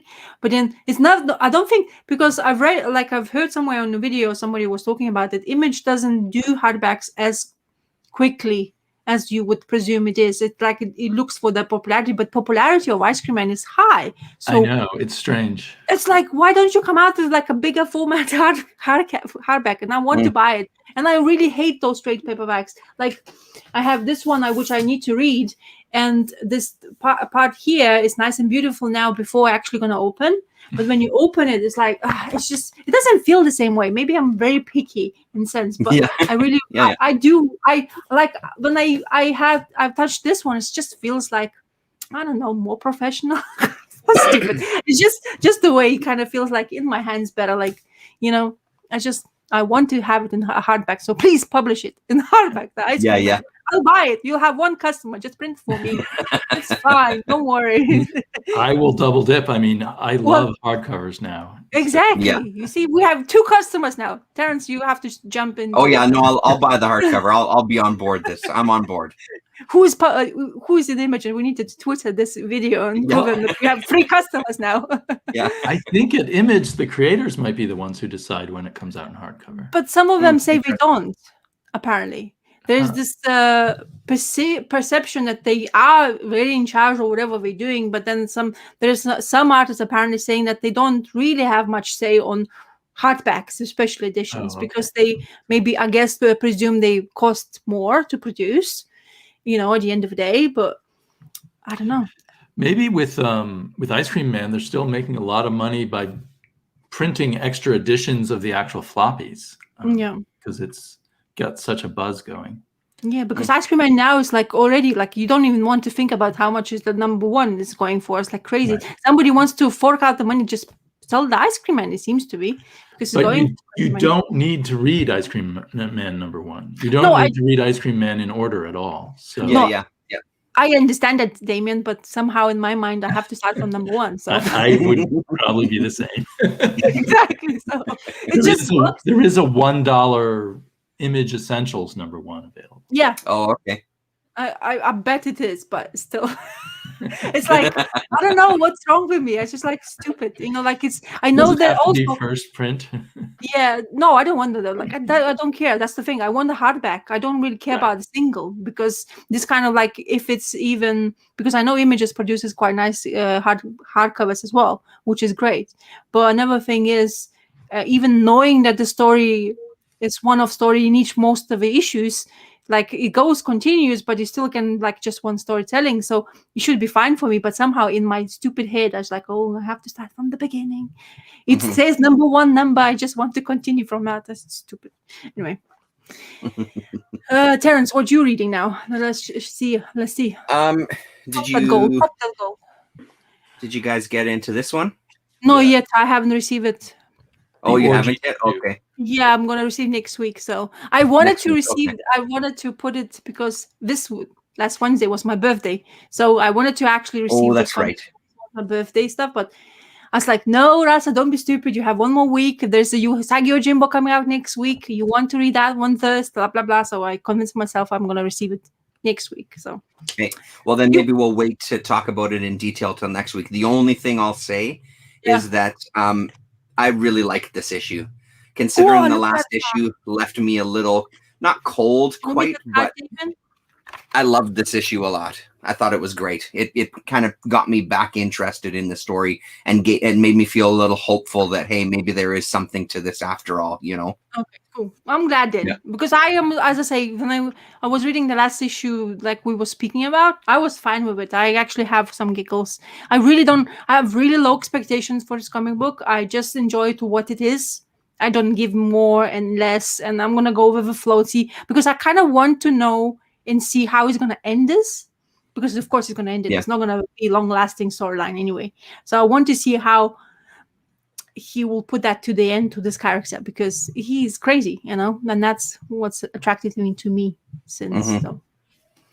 The other thing that I just started in today, what I didn't realize, so Power Records, I guess I didn't quite realize that Power Records also did Power Comics. So I literally just before the stream started reading this. This is the next thing on my list for my hashtag goals there. But 1977 from Power Comics, and I think there was 5 issues in this Power Comics series, and this is Night Witch. But again, this kind of underground feeling, Star Reach feeling kind of book with a really strange. All of a sudden, the middle couple of pages are printed on different paper, where I thought that maybe, you know, that would be the section that they would do color work, but no, they still went with black and white for some strange reason, and then got right back into the story. But I mean, this again, the art is right in my wheelhouse of, you know, all of the weirdo stuff that I end up enjoying a lot. But I didn't know, Damien, did you know that Power Records did comics as well too? No, the very first I've heard of this. Never heard of Night Witch. Looks cool. No. And then just the other one I wanted. Is that a costly comic or? No, I think that was like I think it was, I don't even remember what I got it, but I think I probably got it for cover price. You know what I mean? Like 50 cents or $1. It was one of those bin kind of finds, right? So yeah, no, this is those ones that's cheap if you can find it, which is hard. Yeah, exactly. Well, the one thing I ended up doing was looking on my comic shop just to see what else Power Comics had done, and they're selling it for quite a bit of money. Like they're selling some of these issues for like, you know, $9 US, where it's like, well, I'll wait. It'll come up at some point. I'll find it. But the one thing I just wanted to quickly talk about, Jared Osborne was talking about it when I tuned into their show. This Night Streets, and I thought it was hilarious because he was saying that I thought I was the only person that knew about this comic, and you know, now there's 2 of us, and apparently there's somebody else on Twitter whose name I'm blanking on, and I apologize for that, but he was talking about it as well because there was collections, and he actually has a couple of the collections. I think it went 5 issues, and there was a 6th issue that was reprinted in the collection as well, and I mean, like I've said before, it was a dense read, but especially with issue 2, it really felt like this police procedural kind of show where there was a lot of the dialogue was actually surprisingly good. You know, if you thought of kind of those 90s TV shows, that's really where this fits. You know what I mean? It feels like it really fits in there. The art is really busy and not always that easy to discern what the hell is going on. But I mean, you know, you can see again, like it's that classic 80s indie, 80s, 90 indie, black and white, right? With his Kiss boots on there as well too. But it was kind of enjoyable. And the one thing that was really good about this issue is that we don't see any of Mr. Cat here. Is his actual name Katt? Because I mean, for me, that's one of the downfalls. I wish they would have just left it as, taken out the anthropomorphic character and just made it kind of humans and stuff. Because it's actually not a horrible read. It's it's not mind blowing by any stretch, but it was enjoyable.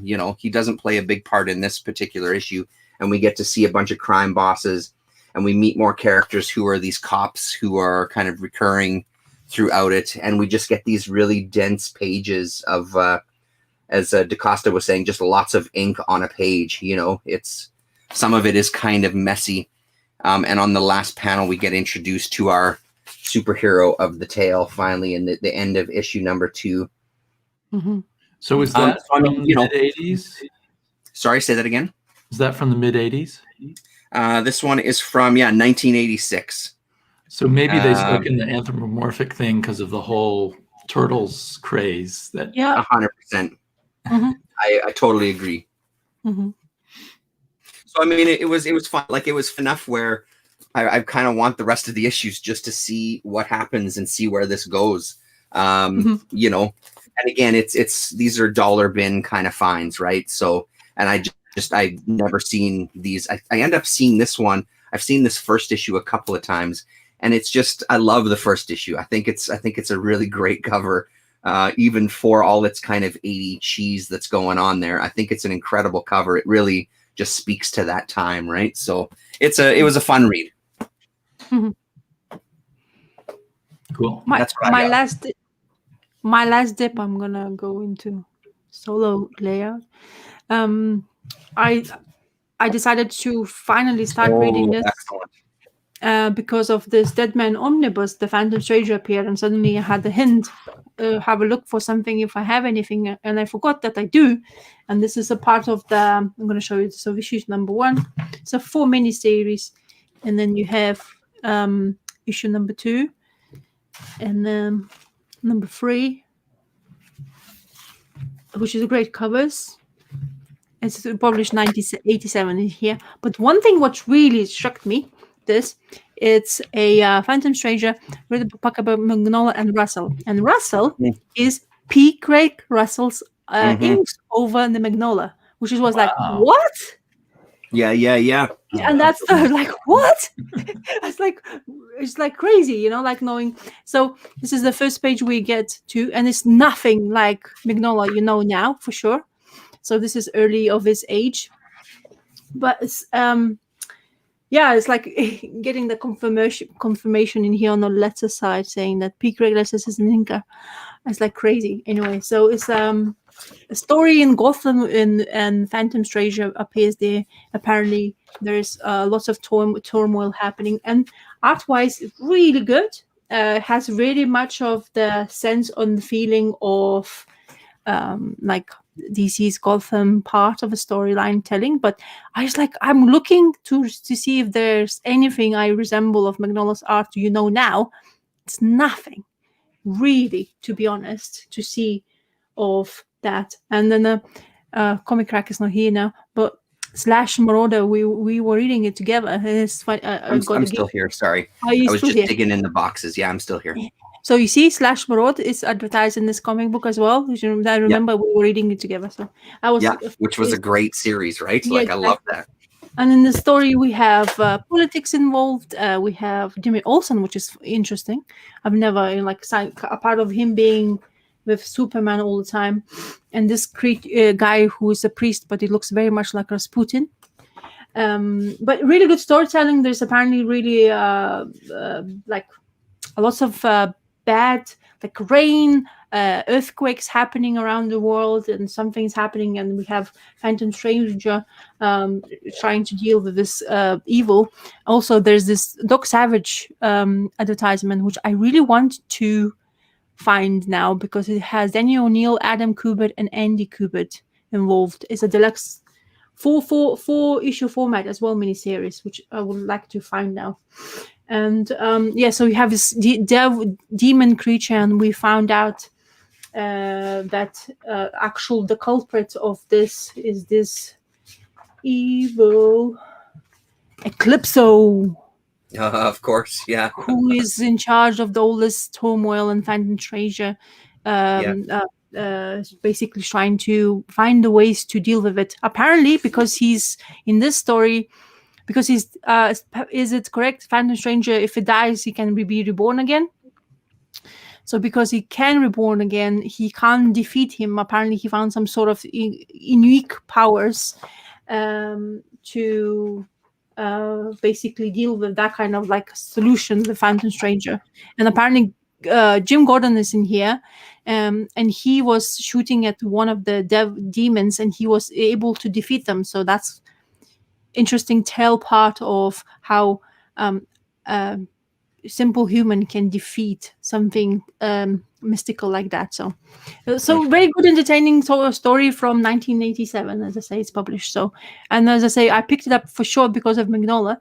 Not realize I'm not going to see Magnolia. I know, but knowing that P. Craig Russell has inking in this is actually makes it even more for me fascinating, because having that kind of person to ink your art is kind of would be I think it's very great, honestly, to have somebody like this to do your pages.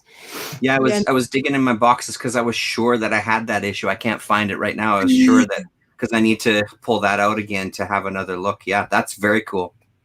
I've seen there's this great conversation in the comments about some of the stuff Govidal is talking about, and Paulo Costa about some indie independent stuff, which is interesting. Stuff only in Europe, I think. Which lasted 33 years or something. So crazy. So interesting. So on that Phantom Stranger, I would guess that they put Russell on inking because Mignola was kind of a beginner at that point. Oh, okay. And from what you were showing, it looked a lot like P. Craig Russell. But maybe with more blacks than normal. Exactly. That's what I'm trying to say, because when I was reading it's like him, is because I was expecting like switch rather than like P. Craig Russell actually drawing it and Mignola is actually inking it, but it's opposite. So that's why I was like in each panel I was looking like, so where is it? But I guess it's because, like you say, it was the early days of Mignola. But it's nice to see something like that, especially his name, and not realizing that, like not seeing that what he is now. So seeing what the steps to become what he was, kind of thing. And he said, like in interviews of Mignola, he said many times that DC didn't want him after a couple of things he was doing for them. So now knowing what Mignola is all about, but he established his own kind of fame now with the BPRD and the Hellboy. It's like DC should be like, oh, okay, or somebody, whoever the big two is like, wow, they actually kind of messed out and shit. But sometimes you have to, like, those creators, if they have enough power kind of in their own self just to do whatever they can do and get that fame going, and basically slap those big two on the face saying like, look, dudes, look what you're missing out. You didn't give me a chance. You didn't let me do it for a long time enough. But it's good to see it. Well, honestly, like the kayfabe guys have talked about in the past, like cutting your teeth on some of those books, right? Like getting in that schedule, getting the exposure, and just getting that work and kind of learning your craft on their dime to some degree, right? Like getting sharper in your craft and then breaking out, right? That's cool. Did you say 1987? Was that the year? Yeah. Publication year is 1987. Very cool. I need to hunt if I still have that. I have a feeling it might have left in one of the purges, but I'll have to check it out. Yeah, and it's 4 issue minis, and as I say, I saw that, and that's the thing when we were doing this Vertigo readings. Do you remember? And we see advertisement, you kind of to familiarize. This is kind of similar to me because of the creators. For example, Doc Savage, because I have never seen like anybody showing that, probably because I don't know if anybody picked up, but that's kind of seen as attracts me already because it looks like a detective kind of style of the noir type of a story kind of thing looking for now, even though I don't much know about Doc Savage, who he is anyway. So that would be, I just like this is a good sample, kind of get to know them, whoever what's trying to write them. And 4 issue minis, like we now, like it's nice to pick 4 issue minis. You don't invest too much in it kind of thing and see how you feel about them. So Totally. yeah, this is kind of the same. So Cool. I saw a video of Steranko from the 70s talking about noir films and saying they always have to have those Venetian blinds that was in that ad that you were showing. Yeah. That's one of the main symbols of noir. That was a great video. I watched that same one that you linked there, Damien. I really liked that. It was great. Those blindies, Yeah, speaking of Steranko, I realized after watching that video that these Steranko pulp books, he makes himself, he uses his own face, I think, for all of these characters. So it's the same what Frank Frazetta used to do. Yeah, so it's like Steranko is the barbarian hero.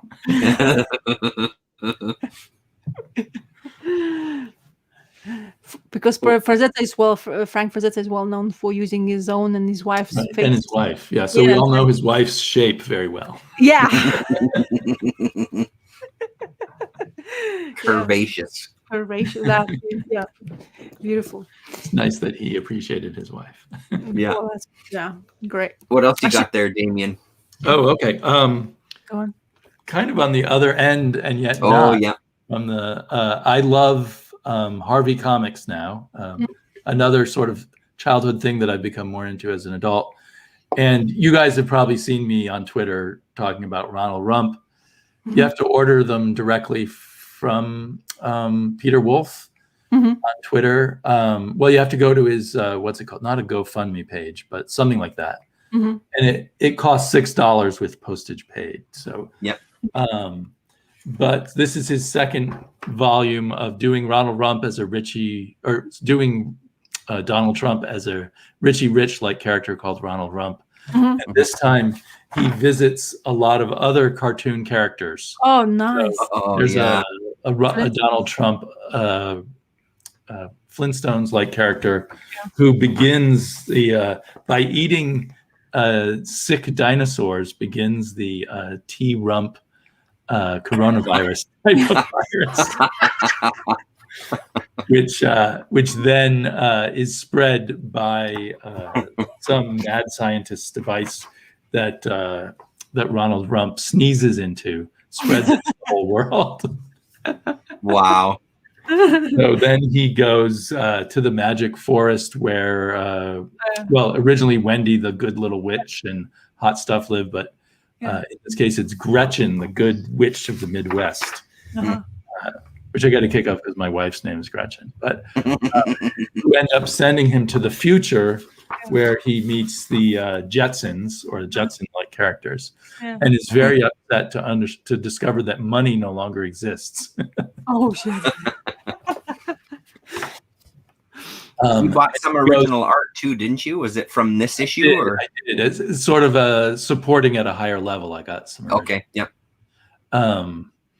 So because I mean, I don't know. I doubt the art was worth what I paid for it. Well, maybe it will be someday. But I just like to support him and hope that he will do.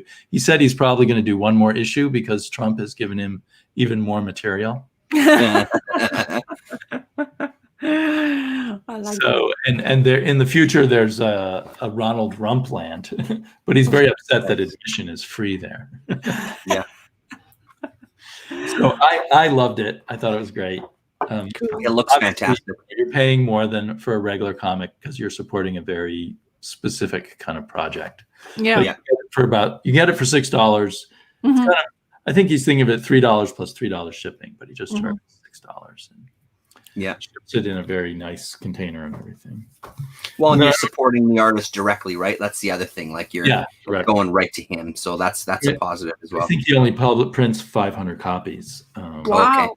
Okay. But still, so not like a print on demand kind of thing. Yeah. Well, that's it. Actually, this second issue may be print on demand. It's on fancier paper. The first issue was purposefully on newsprint. Nice. Oh yeah. Go through a regular printer to do that. Yeah. But anyway, it's a lot of fun. And then I picked up Terry Moore's serial. Did anyone else? I'm gonna get it at the next week. So I am a fan of it. So whatever he's gonna come out with, I'm gonna get it for sure. So I'm waiting. Oh, sorry. Go ahead. No, I'm waiting for it because Zoe is one of my favorite characters from Rachel Rising. Anyway. Yeah. And now you have her in her own story kind of thing serial. So it's going to be interesting to see. I don't know anything about. I haven't read it yet. I've not read many reviews or anything because I don't want it to spoil myself, because a lot of people does kind of say information that they don't really want to disclose. So I'm trying to get away. But did you like it, Damon? Did you enjoy it? I did, but it feels like it's completely written for the trade. So I'm trying to decide whether to pick up more issues or just wait for the trade. But then the thing is with Terry Morse is very quick read, and it so feels like that. Like you just started it and it's already finished, and you're like, oh my god, what the hell, kind of thing. So it's usually what he does. I enjoyed. Oh, how Gore Vidal saying that he's enjoyable, but it's like oh no, it really has no story shape to it. It's is it? The first 19 pages of a story without. Doesn't feel like a chapter or two chapters. There's two little different segments. I like getting things. It's called serial too. Yeah. I like getting things monthly, but I think for me, I'm gonna on this particular one wait for trade. Well, the thing is this story kind of makes it like feel like that you should know Zoe already from the character who she was from Rachel Rising, or is it something he's trying something brand new and introduce something to guys? I think you need to. Well, judging from this issue, I think you need to know. However, he may explain things as he goes along, because again, it doesn't feel. It feels like you're getting bits of a prologue almost. Okay, interesting. I'm definitely. Then I'm going to read it. Sorry, I didn't pick it up. I don't. He's a guy that I haven't delved into yet. Yeah. You know, as much as everybody says his name, I just haven't dug into his stuff yet. Yeah. And I need to reread Rachel Rising. I've been meaning to all along. I didn't realize this was linked to it, but I need to remind myself. And Rachel, I haven't read all his work, so I haven't read his most famous one. What do you call it? I'll be right back. I just gotta go upstairs for a sec. But I loved Rachel Rising, so I've always meant to go back and reread it. So. Yeah, Rachel Rising is one of. I mean, I love Strangers in Paradise, and a lot of people like going crazy, and I do as well. I enjoy the way he was storytelling, but Rachel Rising is the kind of the first thing I actually got exposed to his completely. I followed it throughout it, and I definitely really like it. And Zoe was a star for me, even though Rachel was supposed to be there. So. Yeah, Gore is saying he thinks only those who read Rachel Rising will read this book. People might pick it up, not knowing it's connected to Rachel Rising. Yeah. You know, who are just starting out with Terry Moore or read something else by him, and they might be even more confused. Yeah. I think it's unfortunate that I think he's narrowing his audience as he keeps doing these things that relate to the other books. But hopefully, hopefully people will pick up Rachel Rising and then they'll pick this up. It'll probably do well in book form. Well, the thing is with the Gore Vidal saying Zoe appeared in 5 years. Yes, I didn't read 5 years. The 5 years is even more like you have to know what's happening in Terry Mooreverse kind of thing. That's what they call it. And that's why I picked it up.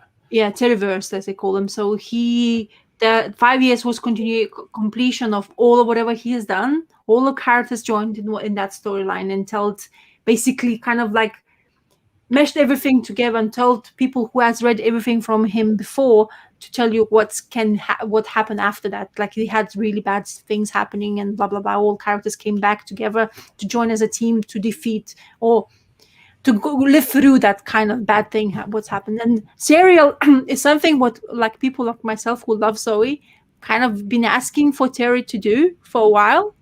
It's like the fans. And I kind of understand, kind of brave for him to do that as well, because as I say, whoever likes this work, you will buy it no matter how many things they're going to produce.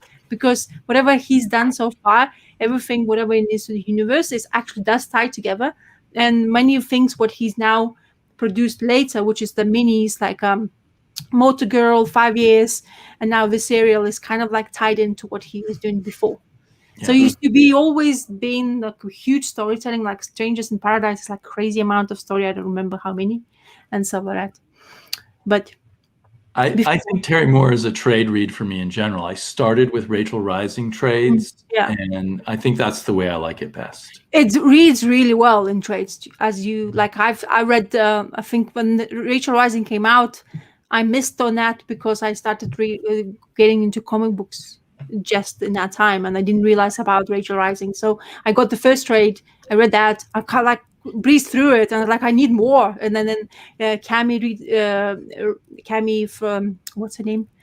Reader666. She's who I first learned about Terry Moore. So she was always talking about that, and I was like, oh yeah, okay. So she told me like kind of, realized that there's continuation of the story, so I started picking up in singles and started reading it. And then since then I picked up the omnibus edition of Rachel Rising, which I have. It's like second dipping, whatever that's called, triple dipping, which I did.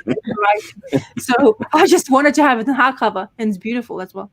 He had this limited edition black ones, which I really wanted, but then it was special edition. Shipping in UK was that milestone I didn't want to reach, kind of thing, money wise. So I just got the normal green edition.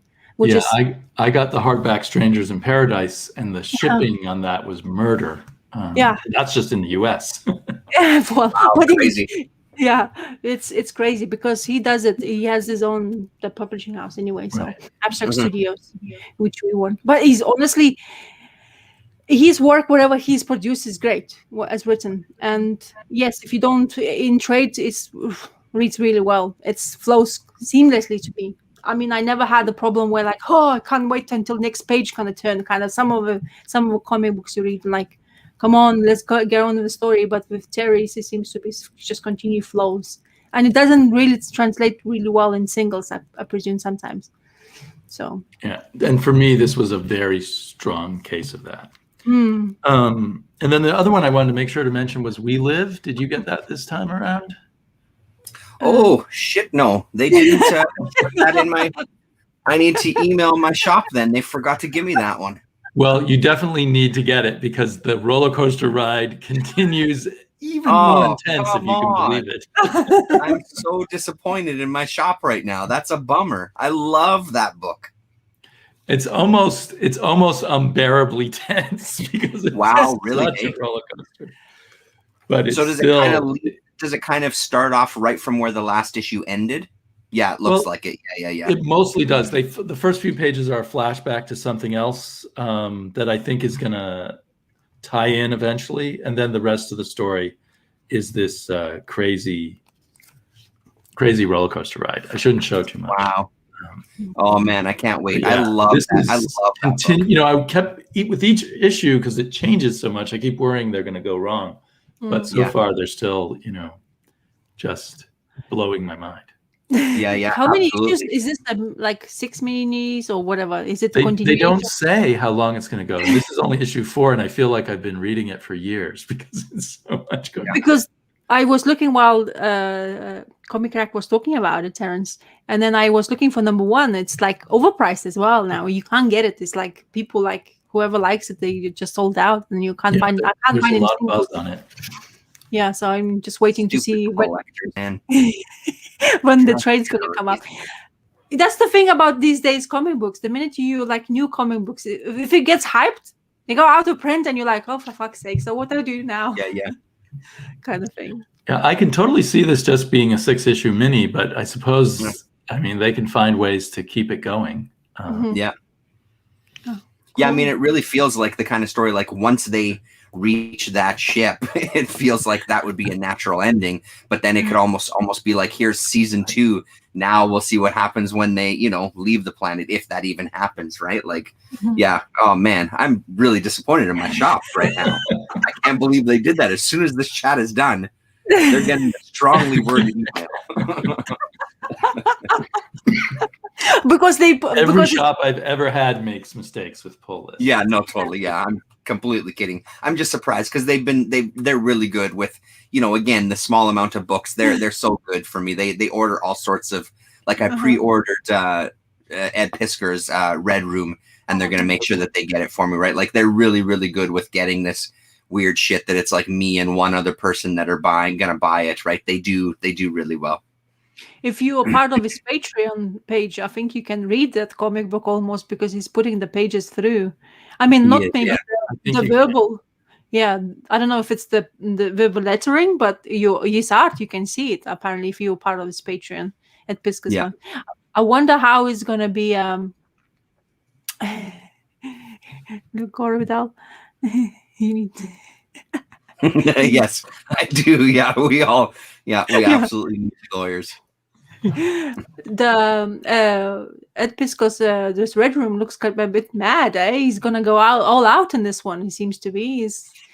It looks He's a little after. intense. Like I don't know if the subject matter is going to be something that I'm necessarily into, but again, I do like supporting those guys. You know what I mean? So it's partially like I want to support that, and I really like the one thing that I really admire about it is that even in his, I was in his live stream for a little yesterday too, and just the idea that this is the start of something. He's trying like a new model. You know, they've created their own channel. They're really hyping themselves. They're really getting that content out there. They want the pre-orders and everything. It really feels like, even if I don't necessarily enjoy the comic at the end of the day, I really want to support that they're trying something different. You know, they're trying to do something different. And I think that's something that the comic just industry needs in general. It just needs different kind of distribution models explored. And if that's what they want to do, I'm 100% for backing that, you know.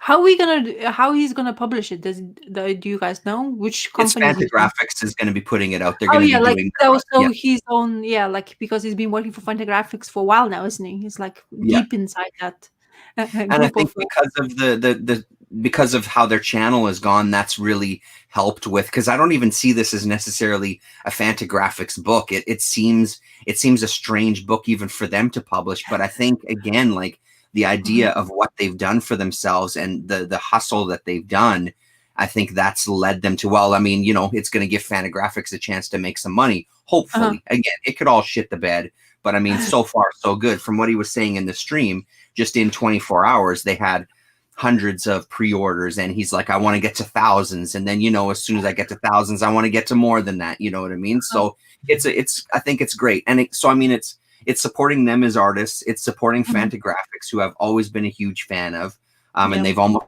gone bankrupt a couple of times. So it feels good to kind of support them as a company as well too. And you know, again, I love his art style. I don't know if the story is going to do much for me. It seems a little, you know, if you talk to ComicKkrakK of 25 years old, I would probably be all over it. But ComicKkrakK of 47, I don't know if the content might be a little too extreme, but I'm going to support it anyway.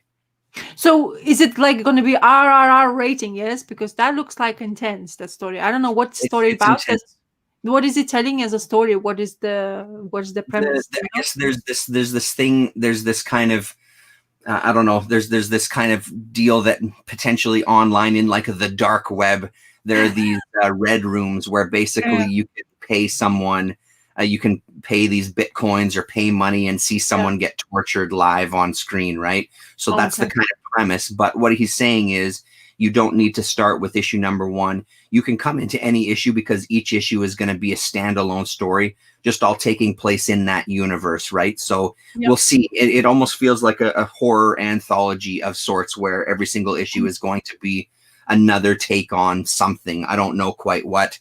Like I said, I haven't really followed. I'm not on his Patreon, so I haven't followed that, but we'll see. I mean, the first issue, I think, what is it, 60 pages or something like that for that first issue? So it's a nice chunk of story, and you can pre-order it right from Fantagraphics as well too, for I think $6.99. I think was the price there, US.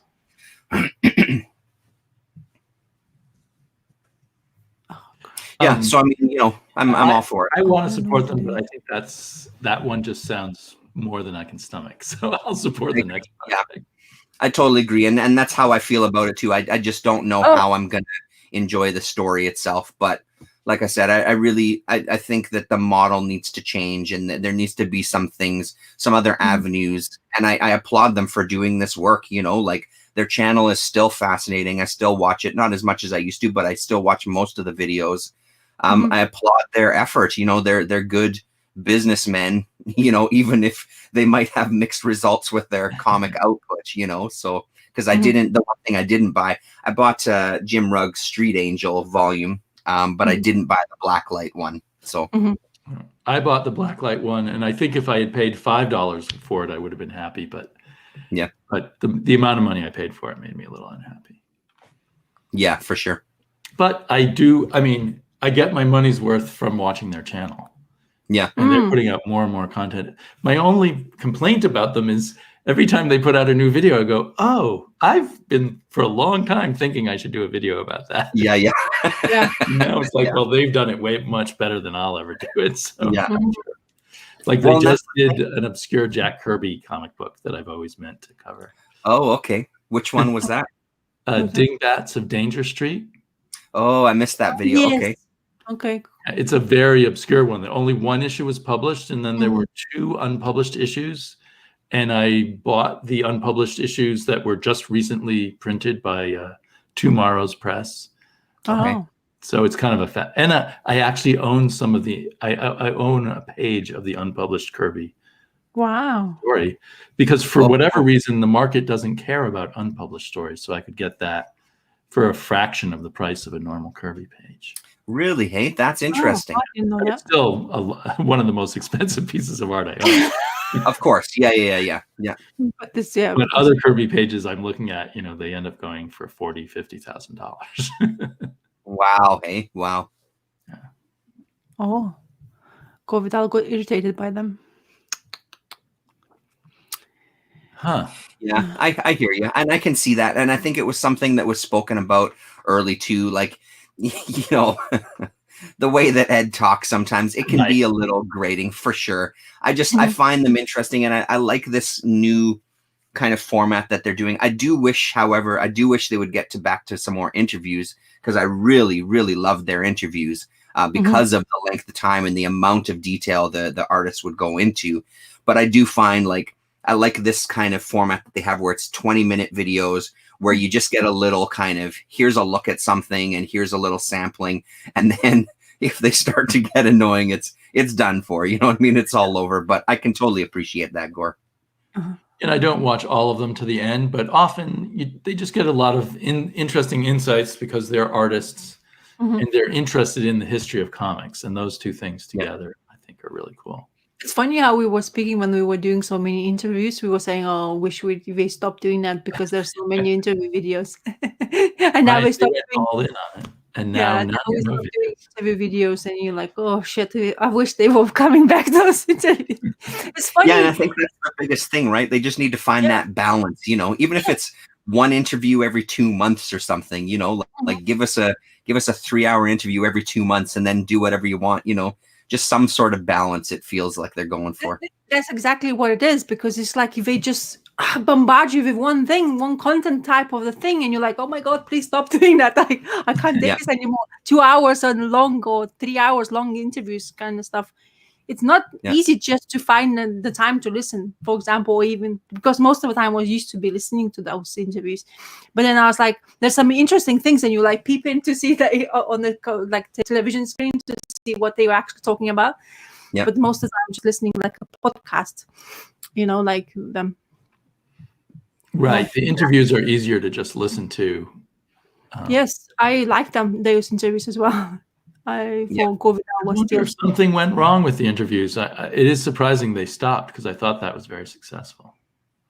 I wonder they just kind of changed gears. Maybe they, because I'm sure an interview setting up that it probably takes a lot of kind of research, because you've got to put your time into just getting your questions and getting into that artist or writer, whoever it is. Like, I'm sure that the kind of prep time for that was enormous, where they're both really prolific in doing things, that they're not discussing. There's so many things it feels like they're doing that they just can't discuss for whatever reason, right? So non-disclosure agreements, that sort of thing. So, but yeah, that channel that Gore Vidal, I've watched a few.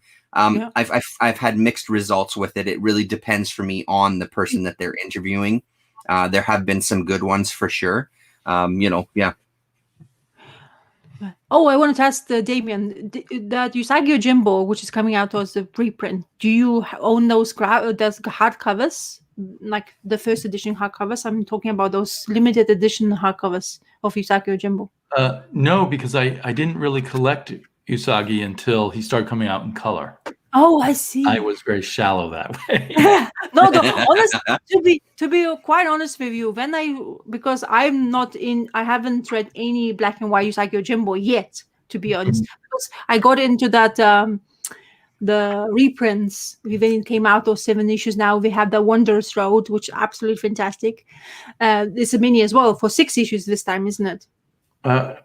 Yeah, I don't know actually, but yeah, I think you're right. So Yeah, I yeah. think the sales go down, so they need to do a new #1 maybe. I see. I'm guessing. But they're coming out with that reprint because they are always out of like those hardcover editions. They're really beautifully well presented. I'm wondering if they're going to come out exactly the same way, because they had the picture frame in it in the black hardback. They look so beautiful. But they're coming out, and I'm waiting. Like end of March, I think is coming out the second print, and this is like a big thing for what I presume. Second print of the black and white or the new color version?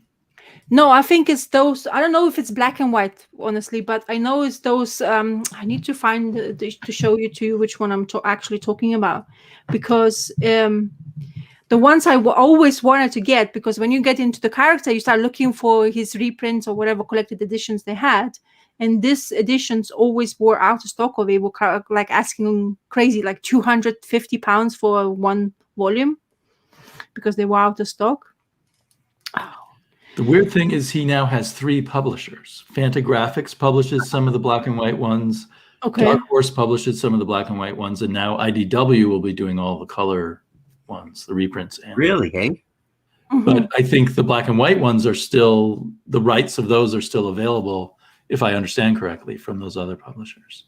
So this is It would be quite a lucrative deal for him then to have 3 different publishers. No? Yeah. Wow. Although wow. I suspect there's not, even though the out of print ones are going for a lot, there seems to be not a lot of movement, and that he must have switched to IDW and doing it in color so that he could. This is black and white, by the way. I just looked it up. It's black and white editions, but it's in hardcover, which I always kind of like, hardcovers. Like if you do like the hardcovers, you want to collect them in Right. because he always gets those the special editions you can get them in the omnibus format or like slipcase, but they are paperback as well. So yeah, when I saw it come out with a second printing, and because everybody who gets it, like they don't sell it, as I say, because they really get out of print. So when they're coming out with second printing, I was like, oh my god, yeah, I need to go jump on it. Like it's the same thing like Teenage Mutant Ninja Turtles, those hardcovers, which is beautifully done, collected editions. They are like going out of reach now again as well, because people liking collecting them like as well, because they're popular. I mean, whoever likes them, they're gonna buy no matter how many editions they're gonna come out with, because if you're a fan, you're a fan, kind of thing. Yeah, totally. So anyway, that could be Fantagraphics or Dark Horse. They'll probably publish it the same way they did before then, the same format. Yeah, exactly. So I was wondering if you had it, because I basically Yojimbo, you were talking the most. I knew I was watching from YouTube. So every single time you mention, it's like, oh shit, I need to actually read this, because I'm having this goal now in my back of my mind. I have read Bone finally, after thinking for so long. I've never finished. Now I finished. Now Invincible by Kirkman, I finished. So this is kind of a goals I have set, because there's such a great previous things come out, which is already being collected, and I want to read them and finish them and finally like put it at the back of my head. And I'm really satisfied with everything I read so far. So Yojimbo is another thing which I had the goal to start getting to know the character even furthermore, knowing how much I like those turtles. So like obviously I should have gone into those as well, but somehow Yosagi just was shoved away from my point of view, kind of thing. So yeah. Well, I'm just going to wait for the color. I used to, Jared Osborne was the biggest person talking about Usagi in the old days. Yes. And every once in a while I'd pick up an issue because of him, but I just had trouble connecting mentally with it without the color. Yeah. This publishing is Dark Horse. Actually, Dark Horse is going to publish this. And the Dark Horse, knowing Dark Horse, they released such a beautiful hardcover, so I have to. Yes, it will be beautiful. Exactly. And what Govardhan was saying is true, actually. Turtle books are going absolutely hot. Yeah, it's crazy. Yeah. Even in like some of the Facebook groups that I'm on for like the Winnipeg comic people, there's been a few auctions where some old Turtles books have come up, and even in those ones where generally you're getting a cheaper price locally, even those are kind of really ramping up than what they have in the past. It's crazy, man. I always thought to get one. Like I always wanted to have those, like, you know, the original printing ones. And I remember I used to see them, like I used to say, like, oh, third printing, blah blah blah, not knowing, you know, like not knowing that game of comic books how it was. Now third printing is almost going as much as fucking first print. Not as much, but in the range for me, crazy amount. You know, it's like. Yeah. It's like, and because it's such a limited series, and if you get it now, and I don't know why the hype started it though, of the turtles. I don't know what's happened, because it seems to be was plateauing. To be honest, the turtle, who you have your fans, they will continue doing. And something's gonna happen maybe to them. I don't know. It's funny because as a fan, I should know it, but I haven't heard anything. I have an idea. Oh, okay. I think the people who grew up with turtles as their favorite cartoon are now of an age where they can afford to spend a lot of money. Yeah. And it's the same. I don't know if you guys have noticed, but suddenly Spawn is one of the best-selling comics again. Yeah. And the people who loved Spawn when they were kids are now going back to the comic book stores. And so Spawn, that 5 years ago was maybe selling 12,000 copies, is now selling 120,000 copies. It's like the top of the charts. It's amazing. Yeah, it's crazy. I thought it was a dead comic. Yeah, so did I. Yeah, absolutely. It came up in a show I was watching recently, a YouTuber talking about, like, you know, they were talking about how the print run really went low around the 240, 241 issues. Like those were apparently the lowest kind of, and they didn't say the numbers. They didn't know it off the top of their head, but those were the lowest amount produced. But yeah, absolutely. It's funny.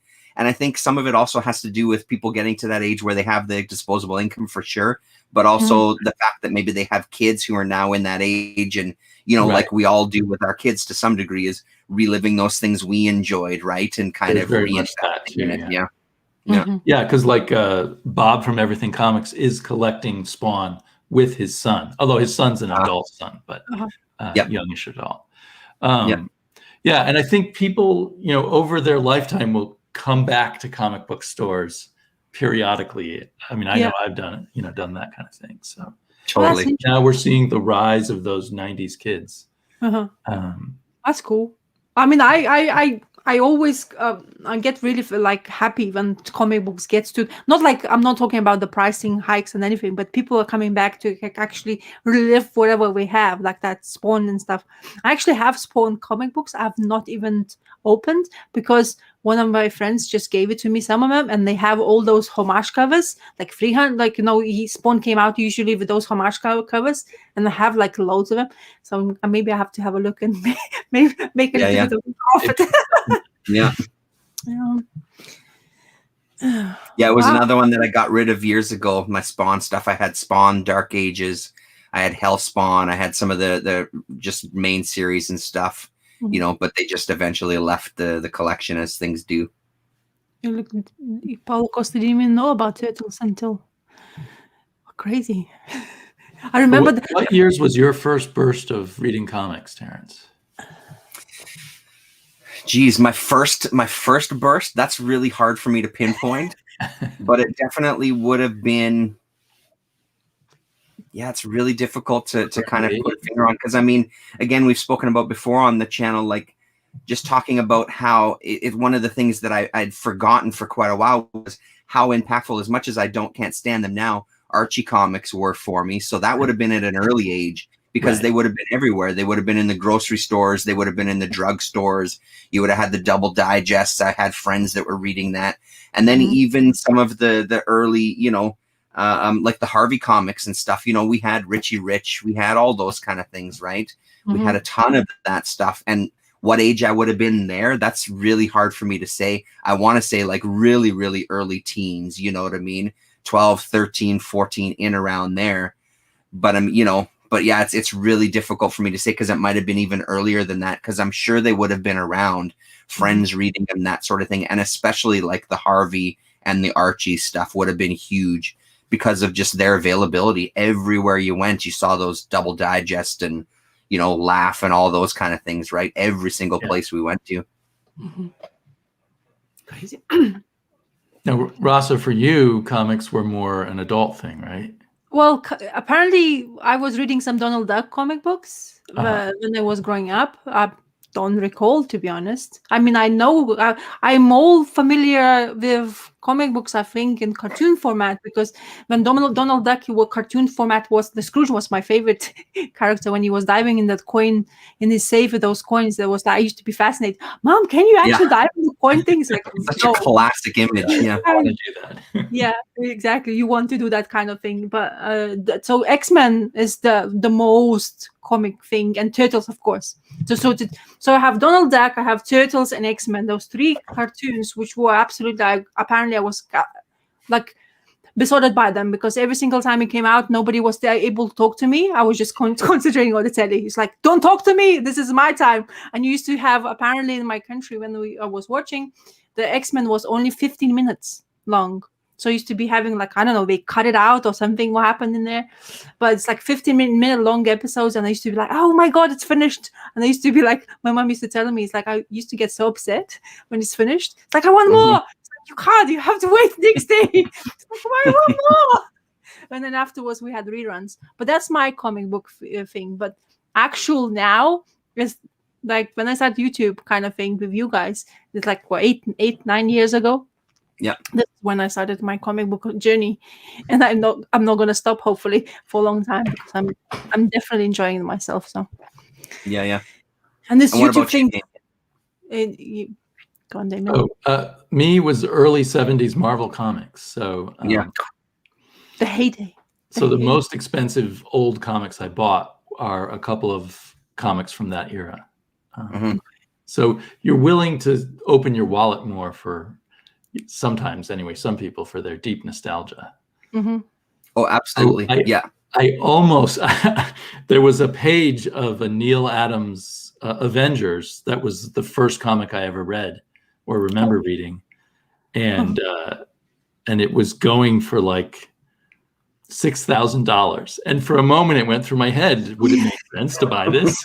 I didn't. But part of me just really wanted to. Yeah. That page is like burned into my memory. Yeah. And it probably went up to even higher amounts before it sold. Yeah, more than likely. Little things on heritage auctions. Yeah. They shoot up at the last minute. Damon, are you going to get that Deadman Omnibus, or are you not thinking about that? Yeah, you know what? I missed your video when it first came out, and I just saw it the other day, and now I want that omnibus. Because I know you has the right kind of coloring. I always worry with the Neil Adams recoloring. Exactly. That's the only thing. It seems to be like, I think some more like, did you get that Batman with Neil Adams, which was like completely horrible? That reprint of Batman. No, I saw other people's, and luckily I didn't get it. Okay, that's thank God. Because apparently those some person, they put like a drink over it. It's like, it's a rubbish. Like it got so pissed off and angry. He just like downed the whole drink on top of it. It's like, this is absolute shit. Knowing, because he's like, I know how he's supposed to look like. I have because he had the original comic books, but he wanted to, you want to have a collected edition, because it's easier to flip through, blah blah blah. So he just like went for it. It's like, oh my God, actually, he got so pissed off because he's a huge fan of Neil Adams, and it's very disappointing when you know what you can get and then you don't get that. Because it was the biggest worry for me for this omnibus, because I was like, I was dreading to open it. When I was opening and doing that video, I was like, oh my God, it's actually very nice, like, because I was so pleasantly surprised. So. Yeah, I did get a few digital copies of those recolored Batmans, and even digitally, where often color works better. They were awful. Their coloring was awful. But I'm going to keep getting the Swamp Thing Absolute Editions, even though the coloring pisses me off. I just want those big versions of those issues. But it's a bit of a bummer.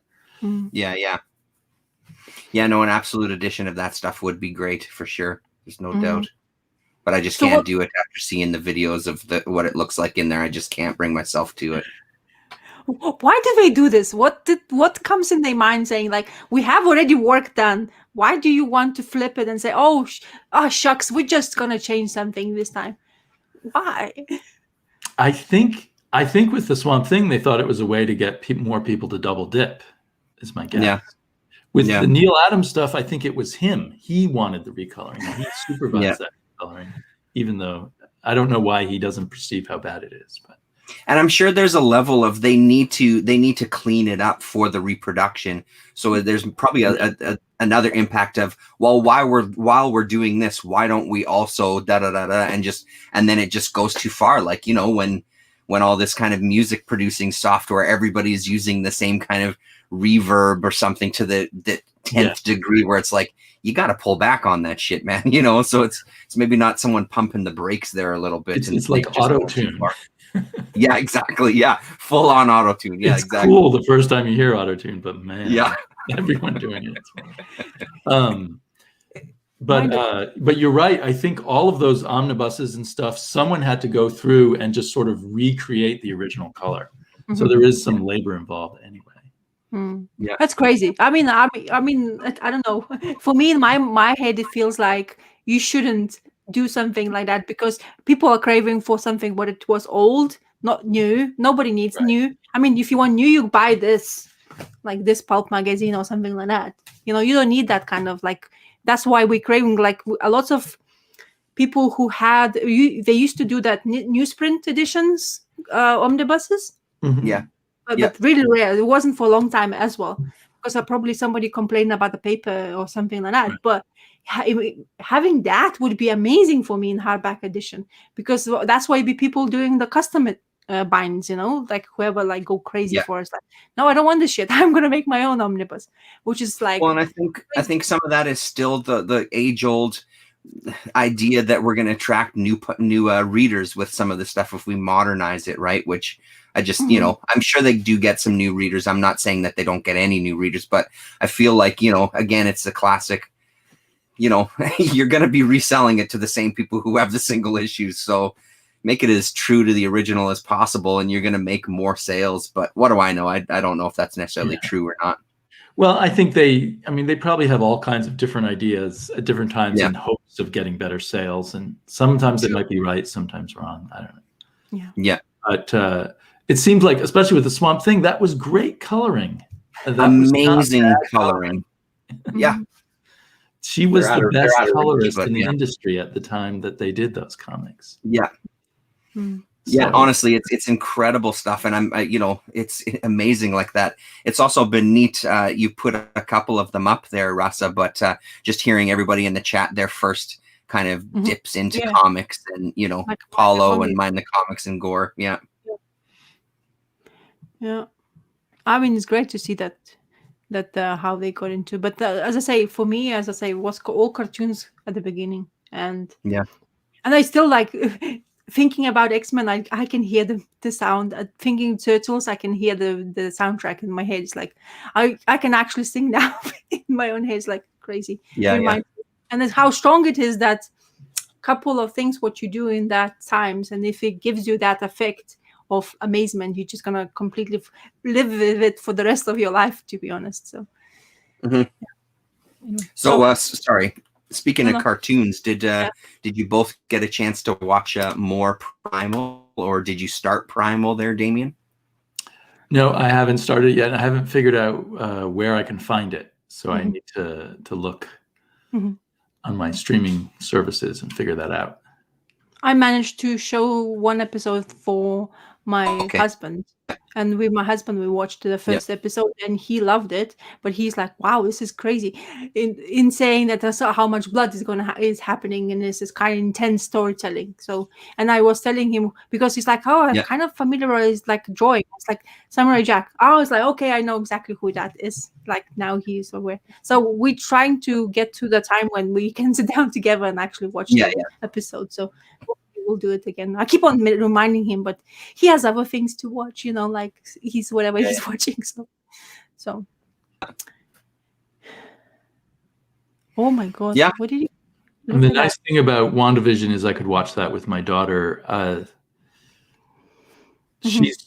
We have the TV in the living room, and she's usually hang out in the living room. So I have to wait till after she goes to bed if I think it might not work. So I just haven't had the energy to look for Primal yet, but it's definitely that one. Yeah. Okay, guys. Yeah, I don't know where Adult Swim streams for you down in the States. I don't know if it's its own thing or part of just like a regular basic cable package or not. But And I don't get cable, so I may not be able to see it. Yeah. It may be on one of my streaming services. Hopefully. Okay. Shall we go? Cool. End this podcast? I think so. I mean, thanks for having me on. I have a huge stack here, but it's Yeah, because I think we're all choppy here, possibly. No, I because quite late for me. You know, for you guys, it's just like the day is blooming, kind of nice. You know, my day's finished. Kind of thing, you know, I have to think about. I've got 3 hours till dinner. Let's keep going. Yeah. I wish this timeline would be a bit more gentle towards myself, but it's like, after the streams when we talk, I can't sleep for like 20, like even sometimes 1 hour, because my head's just clicking with information. I was like, oh, I didn't say that. Why didn't I say this one and stuff like that? So. Yeah, it's hard to sleep after we can try. We can try in future weeks to go a bit earlier. It's just earlier wasn't working for me today, but even if a half hour earlier works better for you, Rasa, then we can always go for that too. I'm not complaining. What I'm trying to say, I'm not complaining at all, because I'm enjoying already having these chats with you guys. So if whoever, like me and you, ComicKkrakK, or like Damien comes in, we're always like nice to talk to you guys and have time to chat with me. So it's always good. Anyway, so thank you very much for everybody who came to see us. Govidal Mind the Comics, Podcaster, Howler Mouse came up and said hello as well. So that's great. Thank you very much. Yeah, it was awesome. For you guys for coming into this channel and being such a good sports, like they say. Yeah. Bye. Right on. Thanks, everybody. Nice to see you. Okay. I'm in.